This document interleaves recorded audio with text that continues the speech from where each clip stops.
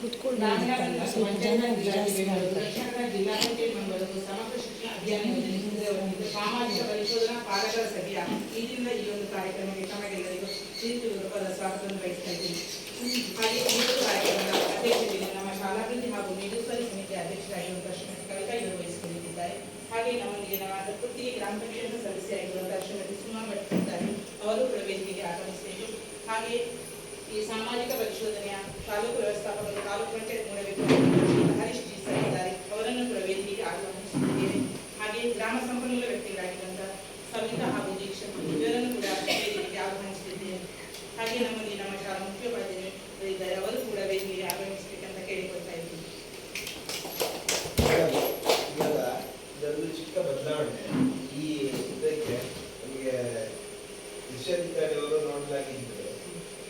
ಅವರಿಗೆ ಅನಾನುಕೂಲತೆಯಿಂದ ಬಂದಿಕ್ಕಾಗಿಲ್ಲ. ಇವತ್ತು ಎಸ್ಡಿಎಂಸಿ ಅಧ್ಯಕ್ಷರು ಸಭೆಯಲ್ಲಿ ಇದ್ದಾರೆ. ಅವರ ಉಪಸ್ಥಿತಿಯಲ್ಲಿ ಅವರು ಅಧ್ಯಕ್ಷತೆ ವಹಿಸುವಾಗಿಲ್ಲ. ಯಾಕಂತೇಳಿದ್ರೆ ನಿಮ್ಮ ಶಾಲೆಯದು HM ಮತ್ತು ಇವರಿಗೆ ಡ್ರಾಯಿಂಗ್ ಅಥಾರಿಟಿ ಬರ್ತದೆ. ಹಾಗಾಗಿ ಅವರನ್ನು ಹೊರತುಪಡಿಸಿ ಸಭೆಯಲ್ಲಿ ಇದ್ದವರಲ್ಲಿ ಯಾರನ್ನಾದ್ರೂ ಒಬ್ಬರನ್ನು ಆಯ್ಕೆ ಮಾಡಿಕೊಂಡು ಅವರ ಅಧ್ಯಕ್ಷತೆಯಲ್ಲಿ ಇದು ಮಾಡಬೇಕು ಅಂತ ನಿಯಮ ಪೋಷಕರನ್ನು. ಯಾಕಂದ್ರೆ ಅಷ್ಟು ಪಾರದರ್ಶಕವಾಗಿ ನಡಿಬೇಕು ಅನ್ನೋದು ಉದ್ದೇಶ.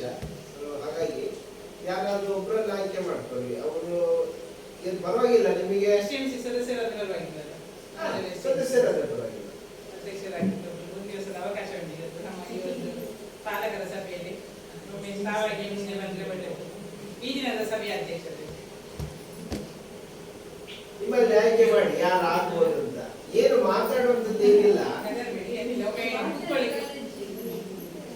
ಸಿಂಪಲ್ ಒಂದು ನಮ್ಮ ಈ ಸಭೆ ಸಿಂಪಲ್ ಆಗಿ ಕೂಡಬೇಕಿರೋ ಉದ್ದೇಶದಲ್ಲಿ ಅವಕಾಶ ಬನ್ನಿ.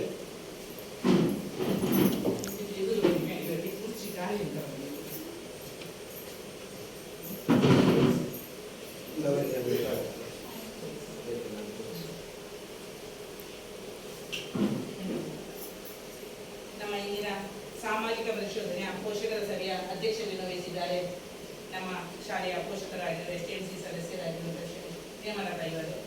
ಅವರಿಗೆ ಸರ್ವರ ಪರವಾಗಿ ಈಗ ಈ ಕಾರ್ಯಕ್ರಮವನ್ನು ಮೊದಲಿಗೆ ನಾಡಗೀತೆಯೊಂದಿಗೆ ಪ್ರಾರಂಭಿಸುತ್ತೇವೆ.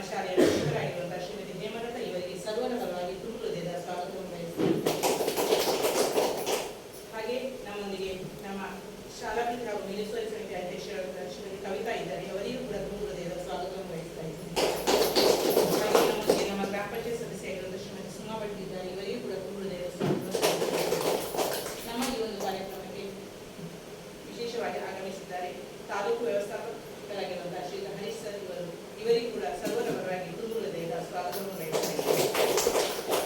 ಹಾಗೆ ವೇದಿಕೆಯಲ್ಲಿ ನಮ್ಮ ಶಾಲಾ ಮುಖ್ಯೋಪಾಧ್ಯಾಯರಿದ್ದಾರೆ, ಅವರಿಗೂ ಕೂಡ ತುಂಬ ಹೃದಯದ ಸ್ವಾಗತವನ್ನು ಬಯಸುತ್ತೇನೆ. ಹಾಗೆ ಈ ಒಂದು ಸಾಮಾಜಿಕ ಪರಿಶೋಧನಾ ಕಾರ್ಯಕ್ರಮದಲ್ಲಿ ನಮ್ಮೊಂದಿಗೆ ಇರುವ ನಮ್ಮ ಗ್ರಾಮ ಸಂಪನ್ಮೂಲ ವ್ಯಕ್ತಿಗಳಾಗಿರುವಂತಹ ಶ್ರೀ ಸವಿತಾ ಹಾಗೂ ದೀಕ್ಷಾ ಇವರಿಗೂ ಕೂಡ ತುಂಬ ಹೃದಯದ ಸ್ವಾಗತವನ್ನು ಬಯಸ್ತಾ ಇದ್ದೇನೆ. ಹಾಗೆ ಈ ಒಂದು ಕಾರ್ಯಕ್ರಮದಲ್ಲಿ ಉಪಸ್ಥಿತರಿರುವ ನಮ್ಮ ಶಾಲೆಯ ಎಲ್ಲ ಶಿಕ್ಷಕ ವೃಂದಕ್ಕೂ ಪ್ರೀತಿಯ ಸ್ವಾಗತವನ್ನು ಬಯಸ್ತೇನೆ. ಹಾಗೆ ಆಗಮಿಸಿದ ಎಲ್ಲ ಪೋಷಕರಿಗೂ STMC ಸದಸ್ಯರಿಗೂ ಕೂಡ ಸ್ವಾಗತವನ್ನು ಬಯಸ್ತಾ ಇದ್ದೇನೆ. ಕಾರ್ಯಕ್ರಮವನ್ನು ಮುಂದುವರಿಸುತ್ತಾ ಈ ಒಂದು ಸಮಗ್ರ ಶಿಕ್ಷಣ ಕರ್ನಾಟಕ ಯೋಜನೆಯ ಬಗ್ಗೆ ಹಾಗೂ ಸಾಮಾಜಿಕ ಪರಿಶೋಧನೆ ಬಗ್ಗೆ ಪ್ರಾಸ್ತಾವಿಕ ಮಾತುಗಳನ್ನಾಡಿದ್ದಾರೆ ಶ್ರೀ ಹರೀಶ್ ಸರ್.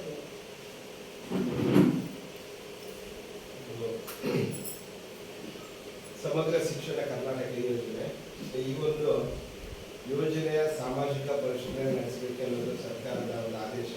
ಈ ಆದೇಶದ ಮೇರೆಗೆ ಕಳೆದ ಆರ್ಥಿಕ ವರ್ಷದಿಂದ ಎಲ್ಲ ಗ್ರಾಮ ಪಂಚಾಯತ್ ವ್ಯಾಪ್ತಿಗಳ ಸರ್ಕಾರಿ ಶಾಲೆ ಅಂದರೆ 2 ಸರ್ಕಾರಿ ಶಾಲೆಗಳನ್ನು ಆಯ್ಕೆ ಮಾಡಿಕೊಂಡು ಅಲ್ಲಿ ನಾವು ಈ ಒಂದು ಸಮಗ್ರ ಶಿಕ್ಷಣ ಯೋಜನೆಯ ಸಾಮಾಜಿಕ ಪರಿಶೋಧನೆಯನ್ನು ನಡೆಸ್ಕೊಂಡು ಬರ್ತಾ ಇದ್ದೀವಿ. ಸೊ ಈ ಆರ್ಥಿಕ ವರ್ಷದಲ್ಲಿ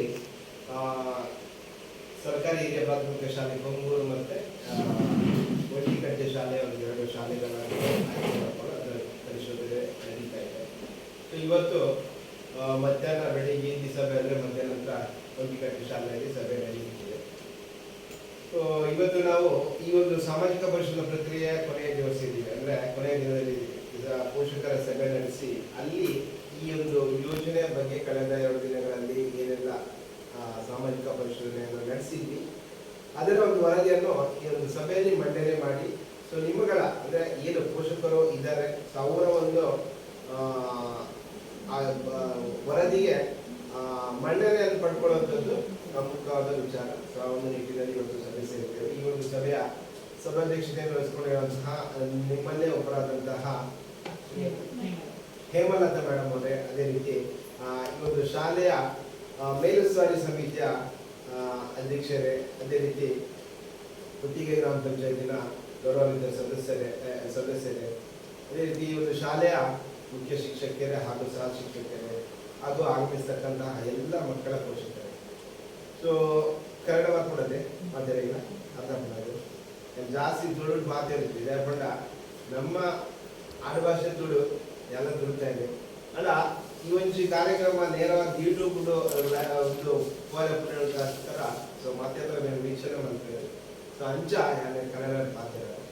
ಸೊ ಈ ಸಮಗ್ರ ಶಿಕ್ಷಣ ಯೋಜನೆ ಬಗ್ಗೆ ನಿಮಗೆ ಹೇಳಬೇಕು ಅಂತ ಹೇಳಿದ್ರೆ, ಈ ಯೋಜನೆ ಈ ಹಿಂದೆ ಕೂಡ ಚಾಲನೆಯಲ್ಲಿ ಇತ್ತು. ಸೊ ಬೇರೆ ಬೇರೆ ಹೆಸರುಗಳಿಂದ ಕರೆಯಲ್ಪಡ್ತಾ ಇತ್ತು. ಸರ್ವ ಶಿಕ್ಷಾ ಅಭಿಯಾನ, ರಾಷ್ಟ್ರೀಯ ಮಾಧ್ಯಮಿಕ ಶಿಕ್ಷಾ ಅಭಿಯಾನ ಮತ್ತು ಶಿಕ್ಷಕರ ಶಿಕ್ಷಣ, ಈ ಒಂದು ಹಲವಾರು ಹೆಸರುಗಳಿಂದ ಕರೆಯಲ್ಪಡ್ತಾ ಇತ್ತು. 2018ರ ನಂತರ ಕೇಂದ್ರ ಸರ್ಕಾರ ಇದಕ್ಕೊಂದು ಸಮಗ್ರವಾದ ರೂಪವನ್ನು ಕೊಟ್ಟು ಮತ್ತೆ ಇದನ್ನು ಸಮಗ್ರ ಶಿಕ್ಷಣ ಕರ್ನಾಟಕ ಸಮಗ್ರ ಶಿಕ್ಷಣ ಯೋಜನೆ ಅಂತ ಇದನ್ನು ಜಾರಿಗೆ ತರ್ತಾರೆ. ನಮ್ಮ ಕರ್ನಾಟಕ ರಾಜ್ಯಕ್ಕೆ ಬರುವಾಗ ಸಮಗ್ರ ಶಿಕ್ಷಣ ಕರ್ನಾಟಕ ಯೋಜನೆ ಅಂತ ಹೆಸರು ಪಡ್ಕೊಳ್ಳುತ್ತೆ. ಇದರಲ್ಲಿ ಏನು ಅಳವಡಿಕೆ ಮಾಡ್ಕೊಂಡಿದ್ದಾರೆ, ಏನಿದ್ರ ಉದ್ದೇಶ, ಸೊ ಯಾವ ರೀತಿ ಇದು ಕಾರ್ಯಾಚರಣೆ ಮಾಡ್ತಾ ಇದೆ ಅನ್ನೋದ್ರ ಬಗ್ಗೆ ತಿಳ್ಕೊಳ್ಳೋದಾದ್ರೆ, ಈ ಒಂದು ಸಮಗ್ರ ಶಿಕ್ಷಣ ಯೋಜನೆಯಲ್ಲಿ ಬರ್ತಕ್ಕಂಥ ಫಲಾನುಭವಿಗಳು ಯಾರು ಅಂತ ಹೇಳಿದ್ರೆ, ಪ್ರೀ ಸ್ಕೂಲ್ ಇಂದ ಹಿಡಿದು 12ನೇ ತರಗತಿ ಅಂದ್ರೆ ಪದವಿ ಪೂರ್ವ ಶಿಕ್ಷಣದವರೆಗೆ ಕಲಿತಕ್ಕಂತಹ ಮಕ್ಕಳು, ಅಂದ್ರೆ ಸರ್ಕಾರಿ ಶಾಲೆಯಲ್ಲಿ ಕಲಿತಕ್ಕಂತಹ ಮಕ್ಕಳು ಇದರ ಫಲಾನುಭವಿಗಳು, ಇದರ ಪ್ರಯೋಜನವನ್ನು ಪಡ್ಕೊಳ್ಳುವಂಥವ್ರು ಅವರು. ಸೊ ಅವರಿಗೆ ಅವರ ಪ್ರಾಥಮಿಕ ಶಾಲಾ ಶಿಕ್ಷಣ ಇರ್ಬೋದು ಅಥವಾ ಪ್ರೌಢಶಾಲಾ ಶಿಕ್ಷಣ ಇರ್ಬೋದು, ಪದವಿ ಪೂರ್ವ ಶಿಕ್ಷಣ ಅಂತದ್ದು ಇರ್ಬೋದು, ಇವೆಲ್ಲ ಶಿಕ್ಷಣದ ಹಂತ ಏನಿದೆ ಅಲ್ಲಿ ಅವರಿಗೆ ಗುಣಮಟ್ಟದಿಂದ ಕೂಡಿದಂತಹ ಒಂದು ಶಿಕ್ಷಣ ಸಿಗಬೇಕು. ಆ ಮೂಲಕ ಅವ್ರು ಏನು ಶಾಲೆಯಲ್ಲಿ ವಿದ್ಯಾರ್ಥಿ ಕಲಿತಾ ಇದ್ದಾರೆ ಅಲ್ಲಿ ಅವರಿಗೆ ಯಾವುದೇ ರೀತಿಯ ಒಂದು ಲಿಂಗ ತಾರತಮ್ಯವಿಲ್ಲದೆ, ಜಾತಿ ಭೇದವಿಲ್ಲದೆ ಸಮಾನವಾದ ಶಿಕ್ಷಣವನ್ನು ಕೊಡಬೇಕು. ಅದರ ಜೊತೆಗೆ ಆ ಶಿಕ್ಷಣದ ಗುಣಮಟ್ಟ ಹೆಚ್ಚಿಸಿಕೊಂಡು ಅದು ಅವರ ಆ ಶಾಲೆಗೆ ಒಂದು ಫಲಿತಾಂಶವನ್ನು ತರುವುದರಲ್ಲಿ ಕೂಡ ಒಂದು ಪಾತ್ರವನ್ನು ವಹಿಸಿಕೊಳ್ಬೇಕು. ಮತ್ತು ಆ ಶಿಕ್ಷಣದ ಗುಣಮಟ್ಟ ಅವರ ವೃತ್ತಿ ಜೀವನಕ್ಕೆ ಕೂಡ ಅದು ಮುಂದಿನ ವೃತ್ತಿ ಜೀವನಕ್ಕೆ ಸಹಕಾರಿ ಆಗುವಂತಹ ಒಂದು ಶಿಕ್ಷಣದ ನೀತಿಯನ್ನು ಅಳವಡಿಸಿಕೊಂಡು ಇದು ಹೋಗ್ತಾ ಇದೆ. ಸೊ ಇದು 2030ರಲ್ಲಿ ಗುರಿ ಇಟ್ಕೊಂಡು ಇದು ಕಾರ್ಯಾಚರಣೆ ಆಗ್ತಾ ಇದೆ. ಅಲ್ಲಿ ಸರ್ಕಾರಿ ಅಂತಿಮವಾಗಿ ಇದರ ಉದ್ದೇಶ ಇಷ್ಟೇ, ಸರ್ಕಾರಿ ಶಾಲೆಯಲ್ಲಿ ಓದ್ತಕ್ಕಂತಹ ಯಾವೊಂದು ಮಕ್ಕಳು ಕೂಡ ಅವರು 12ನೇ ತರಗತಿ ಪಾಸ್ ಆಗಿ ಹೊರಗಡೆ ಬರುವಾಗ ಯಾವುದೇ ಒಂದು ಖಾಸಗಿ ಶಾಲೆಯಲ್ಲಿ ವಿದ್ಯೆ ಕಲಿತ ಮಕ್ಕಳಿಗಿಂತ ಇವರು ಯಾವುದರಲ್ಲಿ ಕೂಡ ಹಿಂದೆ ಉಳಿಬಾರದು ಅನ್ನೋ ನಿಟ್ಟಿನಲ್ಲಿ ಅದಕ್ಕೆ ಆದ್ಯತೆಯನ್ನು ಕೊಟ್ಟು ಒಂದು ಇದನ್ನು ಶಿಕ್ಷಣದ ವ್ಯವಸ್ಥೆಯಲ್ಲಿ ಶಾಲೆಯಲ್ಲಿ ಅದು ಕಾರ್ಯಾಚರಣೆ ಮಾಡಲಾಗ್ತಿದೆ. ಸೊ ಅಲ್ಲಿ ಇವಾಗ ಏನೇನು ಸಮಸ್ಯೆಗಳು ಆಗ್ತಾ ಇದೆಯಾ, ಕೆಳಮಟ್ಟದಲ್ಲಿ ಅವರಿಗೆ ಈ ಒಂದು ಶಿಕ್ಷಣದ ನೀತಿಯನ್ನು ಅಳವಡಿಸಿಕೊಂಡು ಹೋಗುವಲ್ಲಿ ಏನಾದರೂ ಸಮಸ್ಯೆಗಳಾಗ್ತಾ ಇದೆಯಾ, ಅಥವಾ ಆ ಅನುದಾನಗಳು ಯಾವ ರೀತಿ ಬಿಡುಗಡೆ ಆಗ್ತಾ ಇದೆ, ಅದಕ್ಕೆ ಸಮರ್ಪಕವಾಗಿ ಅದು ಬಳಕೆ ಆಗ್ತಿದೆಯಾ, ಎಲ್ಲ ವಿಚಾರಗಳನ್ನು ಸರ್ಕಾರ ತಿಳ್ಕೋಬೇಕು ಅನ್ನೋ ನಿಟ್ಟಿನಲ್ಲಿ ಅದನ್ನು ಯಾವ ರೀತಿ ತಿಳ್ಕೋಬೇಕು ಎನ್ನುವ ಒಂದು ಚರ್ಚೆ ಬಂದಾಗ ಅದಕ್ಕೆ ಅಂತಿಮವಾಗಿ ಸಾಮಾಜಿಕ ಪರಿಶೋಧನೆ ನಡೆಸಿ ಅಲ್ಲಿ ಏನು ಆಗುಹೋಗುಗಳಿವೆ ಅದರ ಬಗ್ಗೆ ವಾಸ್ತವದ ವರದಿಯನ್ನು ಸರ್ಕಾರಕ್ಕೆ ಕೊಡಬೇಕು ಅನ್ನೋ ನಿಟ್ಟಿನಲ್ಲಿ ಸರ್ಕಾರವೂ ಇದರ ಹಿಂದೆ ಹಲವಾರು ಕಾರ್ಯಕ್ರಮಗಳನ್ನು ನಡೆಸಿ ಅಂತಿಮವಾಗಿ ಒಂದು 138 ಪ್ರಶ್ನಾವಳಿಗಳನ್ನು ತಯಾರು ಮಾಡಿ ಅದು ಸಂಬಂಧಪಟ್ಟ ಶಿಕ್ಷಕರಿಗಿರ್ಬೋದು, ಶಾಲೆಯಲ್ಲಿ ಮತ್ತೆ ಮಕ್ಕಳಿಗಿರ್ಬೋದು, ಮಕ್ಕಳ ಪೋಷಕರಿಗಿರ್ಬೋದು, ಹೀಗೆ ಎಲ್ರಿಗೂ ಅದನ್ನು ಅವರ ಜೊತೆ ಕೇಳಿ ಅವರಿಂದ ಏನು ಪ್ರಶ್ನೆಗಳನ್ನು ಕೇಳಿ ಅವರಿಂದ ಒಂದು ಮಾಹಿತಿಗಳನ್ನು ದಾಖಲಿಸಿಕೊಂಡು ಅದನ್ನು ಸರ್ಕಾರಕ್ಕೆ ವರದಿ ಮಾಡಬೇಕೆನ್ನೋ ನಿಟ್ಟಿನಲ್ಲಿ ಇದೆಲ್ಲ ಒಂದು ಈ ಪೂರ್ವ ತಯಾರಿ ಮಾಡಿಕೊಂಡು ಈ ಒಂದು ಸಾಮಾಜಿಕ ಪರಿಶೋಧನೆಗೆ ಅವಕಾಶ ಕಲ್ಪಿಸಿಕೊಂಡಿದ್ದಾರೆ. ಇಲ್ಲಿ ನಾವು ಸಾಮಾಜಿಕ ಪರಿಶೋಧನೆ ಅಂತ ಹೇಳಿದ್ರೆ ನಿಮಗೆ ಗೊತ್ತಿರ್ಲಿಕ್ಕಿಲ್ಲ, ಸೋಷಿಯಲ್ ಆಡಿಟ್ ಎನ್ನುವ ಒಂದು ಪದ ಬಳಕೆಯಲ್ಲಿದೆ. ಸೊ ನಮ್ಮ ನಮ್ಮ ಸದಸ್ಯರಿಗೆ ಗೊತ್ತು ನಾವು ಯಾವ ತರ ಗ್ರಾಮ ಪಂಚಾಯತ್ಗಳಲ್ಲಿ ಕೆಲಸ ನಿರ್ವಹಿಸ್ತೇವೆ ಅಂತ. ಸೊ ಬಹಳಷ್ಟು ಸರಳ, ಇದರಲ್ಲಿ ಏನಿಲ್ಲ. ಸೊ ಇವಾಗ ನಿಮಗೆ ಗೊತ್ತಿರ್ಬೋದು, ನಿಮ್ಮಲ್ಲೇ ಒಬ್ಬರನ್ನು ಅಧ್ಯಕ್ಷರಾಗಿ ಆಯ್ಕೆ ಮಾಡಿಕೊಂಡು ಸಭೆಯನ್ನು ಅವರು ಮುನ್ನಡೆಸುವಂತ ಒಂದು ಅಧಿಕಾರವನ್ನು ಒಂದು ಸಾಮಾಜಿಕ ಪರಿಶೋಧನೆಗೆ ಕೊಟ್ಟಿದ್ದಾರೆ ಅಂತ ಹೇಳಿದ್ರೆ ನೀವು ಅದರ ಒಂದು ಸರಳತೆಯನ್ನು ನೀವು ಎಷ್ಟರ ಮಟ್ಟಿಗೆ ಸರಳತೆಯನ್ನು ಕಾಯ್ದುಕೊಂಡಿದೆ ಅನ್ನೋ ಒಂದು ವಿಚಾರವನ್ನು ಕೂಡ ನೀವು ಗಮನಿಸಬಹುದು. ಇಲ್ಲಿ ನಾವು ನಿಮ್ಮಲ್ಲಿ ಒಬ್ಬರಾಗಿ ಒಂದು ಸಾಮಾಜಿಕ ಪರಿಶೋಧನೆಯನ್ನು ನಡೆಸಿ ಕಳೆದ ಏನು 3 ದಿನಗಳಲ್ಲಿ ಶಾಲೆಗೆ ರಜೆ ಇದ್ದು ನಿಮ್ಗೆ ಗೊತ್ತಿದೆ, ಮಕ್ಕಳಿಗೆ ತರಗತಿಗಳಲ್ಲಿ ಅವರಿಗೆ ವಿಪರೀತ ಮಳೆಯಿಂದಾಗಿ ಶಾಲೆಗೆ ಹಾಜರಾಗಲಿಕ್ಕೆ ಆಗಿಲ್ಲ. ಸೊ ನಾವು ಆ ಒಂದು ಪೋರ್ಷನ್ ಅನ್ನು ಇಲ್ಲಿ ಮಿಸ್ ಮಾಡ್ಕೊಂಡಿಲ್ಲ. ಅಂದ್ರೆ ಮಕ್ಕಳನ್ನು ಭೇಟಿ ಮಾಡುವಂಥದ್ದು ಅದನ್ನು ನಿಜವಾಗ್ಲೂ ಅಂದ್ರೆ ತರಗತಿಗಳಿಗೆ ನಾವು ಭೇಟಿ ಕೊಟ್ಟು ಅವರ ಒಂದು ಬುದ್ಧಿಮತ್ತೆಯನ್ನು ಕೂಡ ಪರಿಶೀಲನೆ ಮಾಡುವಂತ ಒಂದು ಪ್ರಕ್ರಿಯೆ ಇತ್ತು. ಸೊ ಅದು ಇಲ್ಲಿ ಸ್ವಲ್ಪ ನಮಗೆ ಮಿಸ್ ಆಯ್ತು ಅಂತ ನಾವು ಹೇಳಲಿಕ್ಕೆ ನಿಮಗೆ ಇಚ್ಛೆ ಪಡ್ತೀನಿ. ಯಾಕಂದ್ರೆ ನಾವು ಶಾಲೆಗೆ ಈ ಒಂದು ಇದರ ಒಂದು ಭಾಗವಾಗಿ ಶಾಲೆಗೆ ಭೇಟಿ ಕೊಟ್ಟಾಗ ತರಗತಿಗೆ ಭೇಟಿ ಕೊಡ್ತೇವೆ. ಅಲ್ಲಿ ಮಕ್ಕಳ ಒಂದು ಬುದ್ಧಿಮತ್ತೆಯನ್ನು ಪರಿಶೀಲನೆ ಮಾಡುವಂತ ಒಂದು ಪ್ರಯತ್ನ ಇರುತ್ತೆ. ಅದು ನಮಗೆ ಪಠ್ಯದ ವಿಚಾರಗಳಿಗೆ ನಾವು ಅಷ್ಟು ಒತ್ತು ಕೊಡಲ್ಲ. ಯಾಕಂತಂದ್ರೆ ಪಠ್ಯದ ವಿಚಾರ ಏನಿದೆ ಅದೆಲ್ಲವನ್ನು ಶಿಕ್ಷಕರು ಮಾಡಿರ್ತಾರೆ. ಆದ್ರೆ ಅವರ ಒಂದು ಬುದ್ಧಿಮತ್ತೆಯನ್ನು ಯಾವ ರೀತಿ ಪರೀಕ್ಷೆ ಮಾಡೋದು ಅಂತ ಹೇಳಿದ್ರೆ, ಸೊ ಅವರ ಒಂದು ಒಟ್ಟಾರೆ ಆ ಮಕ್ಕಳಲ್ಲಿ ಹುದುಗಿರುವಂತಹ ಒಂದು ಏನು ಅವರ ಒಂದು ವಿಶೇಷ ಆಸಕ್ತಿ ಯಾವ ತರ ಇದೆ, ಮಕ್ಕಳು ಎಷ್ಟು ಮಟ್ಟಿಗೆ ಒಂದು ಅವರ ಕಾನ್ಫಿಡೆನ್ಸ್ ಲೆವೆಲ್ ಇದೆ ಎನ್ನುವುದನ್ನು ನಾವು ಅಲ್ಲಿ ತಿಳ್ಕೊಂಡು ಅದನ್ನು ಕೂಡ ಮಾಡ್ಕೊಳ್ತೇವೆ. ಸೊ ಸಾಮಾನ್ಯವಾಗಿ ನಾವು ಗಮನಿಸಿದಾಗ ಎಲ್ಲ ಸರ್ಕಾರಿ ಶಾಲೆಗಳಲ್ಲಿ ನಮಗೆ ಕಂಡುಕೊಂಡಂತಹ ವಿಚಾರ ಒಂದೇ. ಯಾಕಂತೇಳಿದ್ರೆ ಮಕ್ಕಳು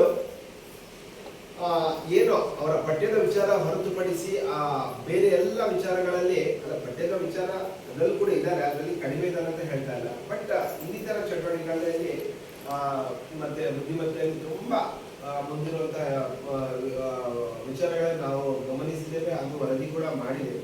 ಅಂದ್ರೆ ಅದು ಬೇರೆ ಬೇರೆ ರೀತಿಯಲ್ಲಿ ಅದು ಒಂದು ಮಾಹಿತಿಯನ್ನು ಕೊಡುತ್ತೆ ಸರ್ಕಾರಕ್ಕೆ.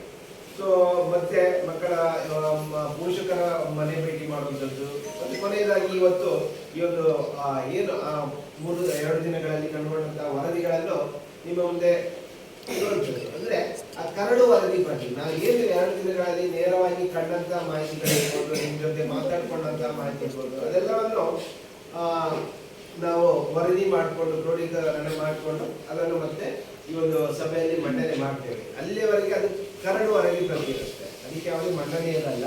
ಅದು ಒಮ್ಮೆ ಮಂಡನೆ ಆದ ನಂತರ ಮತ್ತೆ ನಿಮಗೆ ಚರ್ಚೆಗೆ ಅವಕಾಶ ಮಾಡಿಕೊಡ್ತೇವೆ. ಆ ಚರ್ಚೆ ಏನಾದರೂ ಇದ್ರೆ ನೀವು ಅದರಲ್ಲಿ ಸರಿ ತಪ್ಪು ಅದರ ಬಗ್ಗೆ ನೀವು ಚರ್ಚೆ ಮಾಡಿಕೊಂಡು ಅಂತಿಮವಾಗಿ ನೀವು ಅದಕ್ಕೆ ಅನುಮೋದನೆ ಕೊಟ್ಟ ನಂತರ ಆ ವರದಿಗೆ ಮನ್ನಣೆ ಸಿಗುತ್ತೆ. ಸೊ ಅಲ್ಲಿ ತದನಂತರ ಅದನ್ನು ನಡವಳಿಕೆಯನ್ನು ದಾಖಲಿಸಿ ಮುಂದಿನ ಹಂತದಲ್ಲಿ ಅದು ಸರ್ಕಾರಕ್ಕೆ ಕಳಿಸಿಕೊಡುವಂತ ಪ್ರಯತ್ನ, ಅದು ಪ್ರಕ್ರಿಯೆ ಇರುವಂಥದ್ದು. ಹೀಗೆ ಅದು ಕಾರ್ಯಾಚರಣೆ ನಾವು ಮಾಡ್ತೇವೆ ಸಾಮಾಜಿಕ ಪರಿಷತ್ನಲ್ಲಿ. ಸಮಗ್ರ ಶಿಕ್ಷಣದ ಬಗ್ಗೆ ಯೋಜನೆ ಬಗ್ಗೆ ನೀವು ಅಷ್ಟಾಗಿ ತಲೆ ಕೆಡಿಸ್ಕೋಬೇಡಿ. ಯಾಕಂತ ಹೇಳಿದ್ರೆ ಸೊ ನಾನು ಹೇಳಿದಾಗ ಏನು ಸರ್ಕಾರ ನಿರೀಕ್ಷೆ ಮಾಡುವಂಥದ್ದು ಯಾವ ರೀತಿ ಈ ತರ ಇರ್ಬೇಕು ಅನ್ನೋದನ್ನು ನಾನು ಹೇಳಿಕೊಟ್ಟೆ. ಏನು ಮಕ್ಕಳು ಶಾಲೆಯಲ್ಲಿ ಯಾವುದೇ ರೀತಿ ಒಂದು ತಾರತಮ್ಯವಿಲ್ಲದೆ ಮಕ್ಕಳು ಸಮಾನವಾದ ಶಿಕ್ಷಣವನ್ನು ಪಡ್ಕೋಬೇಕು, ಅದರೊಟ್ಟಿಗೆ ಗುಣಮಟ್ಟದ ಶಿಕ್ಷಣವನ್ನು ಶಾಲೆಯಲ್ಲಿ ಒದಗಿಸ್ಕೊಡ್ಬೇಕು. ಜೊತೆಗೆ ಅವರಿಗೆ ಅವರ ವೃತ್ತಿ ಜೀವನಕ್ಕೆ ಏನು ಸಹಕಾರಿಯಾಗುವಂತ ಒಂದು ಶಿಕ್ಷಣವನ್ನು ಶಾಲಾ ಹಂತದಲ್ಲಿ ಅವರಿಗೆ ಒದಗಿಸಿಕೊಡ್ಬೇಕು ಅನ್ನೋದು ಒಂದು ಸಮಗ್ರ ಶಿಕ್ಷಣ ಯೋಜನೆ ಮುಖ್ಯ ಅಂಶಗಳು. ಸೊ ಅದನ್ನು ಹೊರತುಪಡಿಸಿ ಹೇಳಬೇಕು ಅಂತ ಹೇಳಿದ್ರೆ, ಸೊ ಇಲ್ಲಿ ಏನು ಇವಾಗ ಆ ಮಕ್ಕಳು ಏನು ಪ್ರಾಥಮಿಕ ಹಂತ ಶಿಕ್ಷಣವನ್ನು ಪೂರೈಸ್ತಾರೆ, ಮತ್ತೆ 2ನೇ ಹಂತವಾಗಿ ಪ್ರೌಢಶಾಲಾ ಶಿಕ್ಷಣ ಅಂತ ಈ ಹಂತದಲ್ಲಿ ಮಕ್ಕಳ ಬೆಳವಣಿಗೆಗಳು ಆಗ್ತಾ ಇರುತ್ತೆ. ಸೊ ಅಲ್ಲಿ ಅವರಿಗೆ ಬೇರೆ ಬೇರೆ ವಿಚಾರಗಳಲ್ಲಿ ಆಸಕ್ತಿಗಳು ಬರುತ್ತೆ. ಸೊ ಅವರು ಕಂಡ್ಕೊಳ್ತಾರೆ.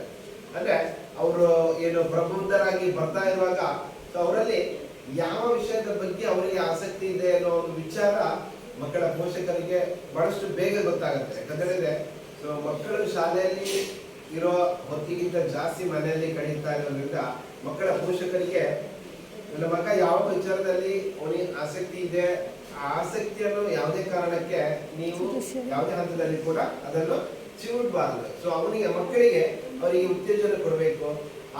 ಮತ್ತೆ ಆ ಶಾಲಾ ಹಂತದಲ್ಲಿ ಏನು ಶಾಲೆಗೆ ಬಂದಾಗ ಸಂಬಂಧಪಟ್ಟ ಶಿಕ್ಷಕರಿಗೆ ನನ್ನ ಮಗನಿಗೆ ಈ ವಿಚಾರದಲ್ಲಿ ಆಸಕ್ತಿ ಇದೆ ಏನೋ ಒಂದು ಮಾಹಿತಿಯನ್ನು ನೀವು ಅವರಿಗೆ ಕೊಟ್ಟಿರಿ ಅಂತ ಹೇಳಿದ್ರೆ ಸೊ ಆ ಶಿಕ್ಷಕರು ಸಂಬಂಧಪಟ್ಟ ಶಿಕ್ಷಕರು ಅವರನ್ನು ಬಹಳಷ್ಟು ಹತ್ತಿರದಿಂದ ಗಮನಿಸ್ತಾರೆ. ಅಂದ್ರೆ ಸೊ ಈ ಮಗುವಿಗೆ ವಿಶೇಷ ಈ ವಿಚಾರದಲ್ಲಿ ಆಸಕ್ತಿ ಇದೆ ಅದನ್ನು ಗಮನಿಸ್ತಾರೆ. ಮತ್ತೆ ಅವನಿಗೆ ಆ ಶಿಕ್ಷಕರಿಗೆ ಆ ಮಗುವಿಗೆ ಯಾವ ರೀತಿಯಲ್ಲಿ ಅವನಿಗೆ ಅವನೊಂದು ಆಸಕ್ತಿಗೆ ಸಹಕಾರವನ್ನು ಕೊಡಬೇಕು, ಎಷ್ಟು ಮಟ್ಟಿಗೆ ಕೊಡಬೇಕು ಅನ್ನೋದ್ರೆಲ್ಲ ಬಗ್ಗೆ ಆ ಶಿಕ್ಷಕರು ಒಂದು ತೀರ್ಮಾನಕ್ಕೆ ಬರ್ತಾರೆ. ಸೊ ಅದು ಮತ್ತೆ ಮುಂದೆ ಆ ಉತ್ತೇಜನ ಕೊಟ್ಟಾಗ ಏನಾಗುತ್ತೆ, ಮಗುವಿಗೆ ಮುಂದೆ ಅವನ ಜೀವನಕ್ಕೆ ಅದು ಬಹಳಷ್ಟು ಅವನಿಗೆ ಇನ್ನೂ ಕೂಡ ಅದರಲ್ಲಿ ಪಡಲಿಕ್ಕೆ ಕಾರಣ ಆಗುತ್ತೆ. ಸೊ ಅದು ಮುಂದೆ ಅವನು ಅವನ ವೃತ್ತಿ ಜೀವನವನ್ನು ಆಯ್ಕೆ ಮಾಡಿಕೊಳ್ಳುವಂತಹ ಸಂದರ್ಭದಲ್ಲಿ ಬಹಳಷ್ಟು ಸಹಕಾರಿಯಾಗುತ್ತೆ.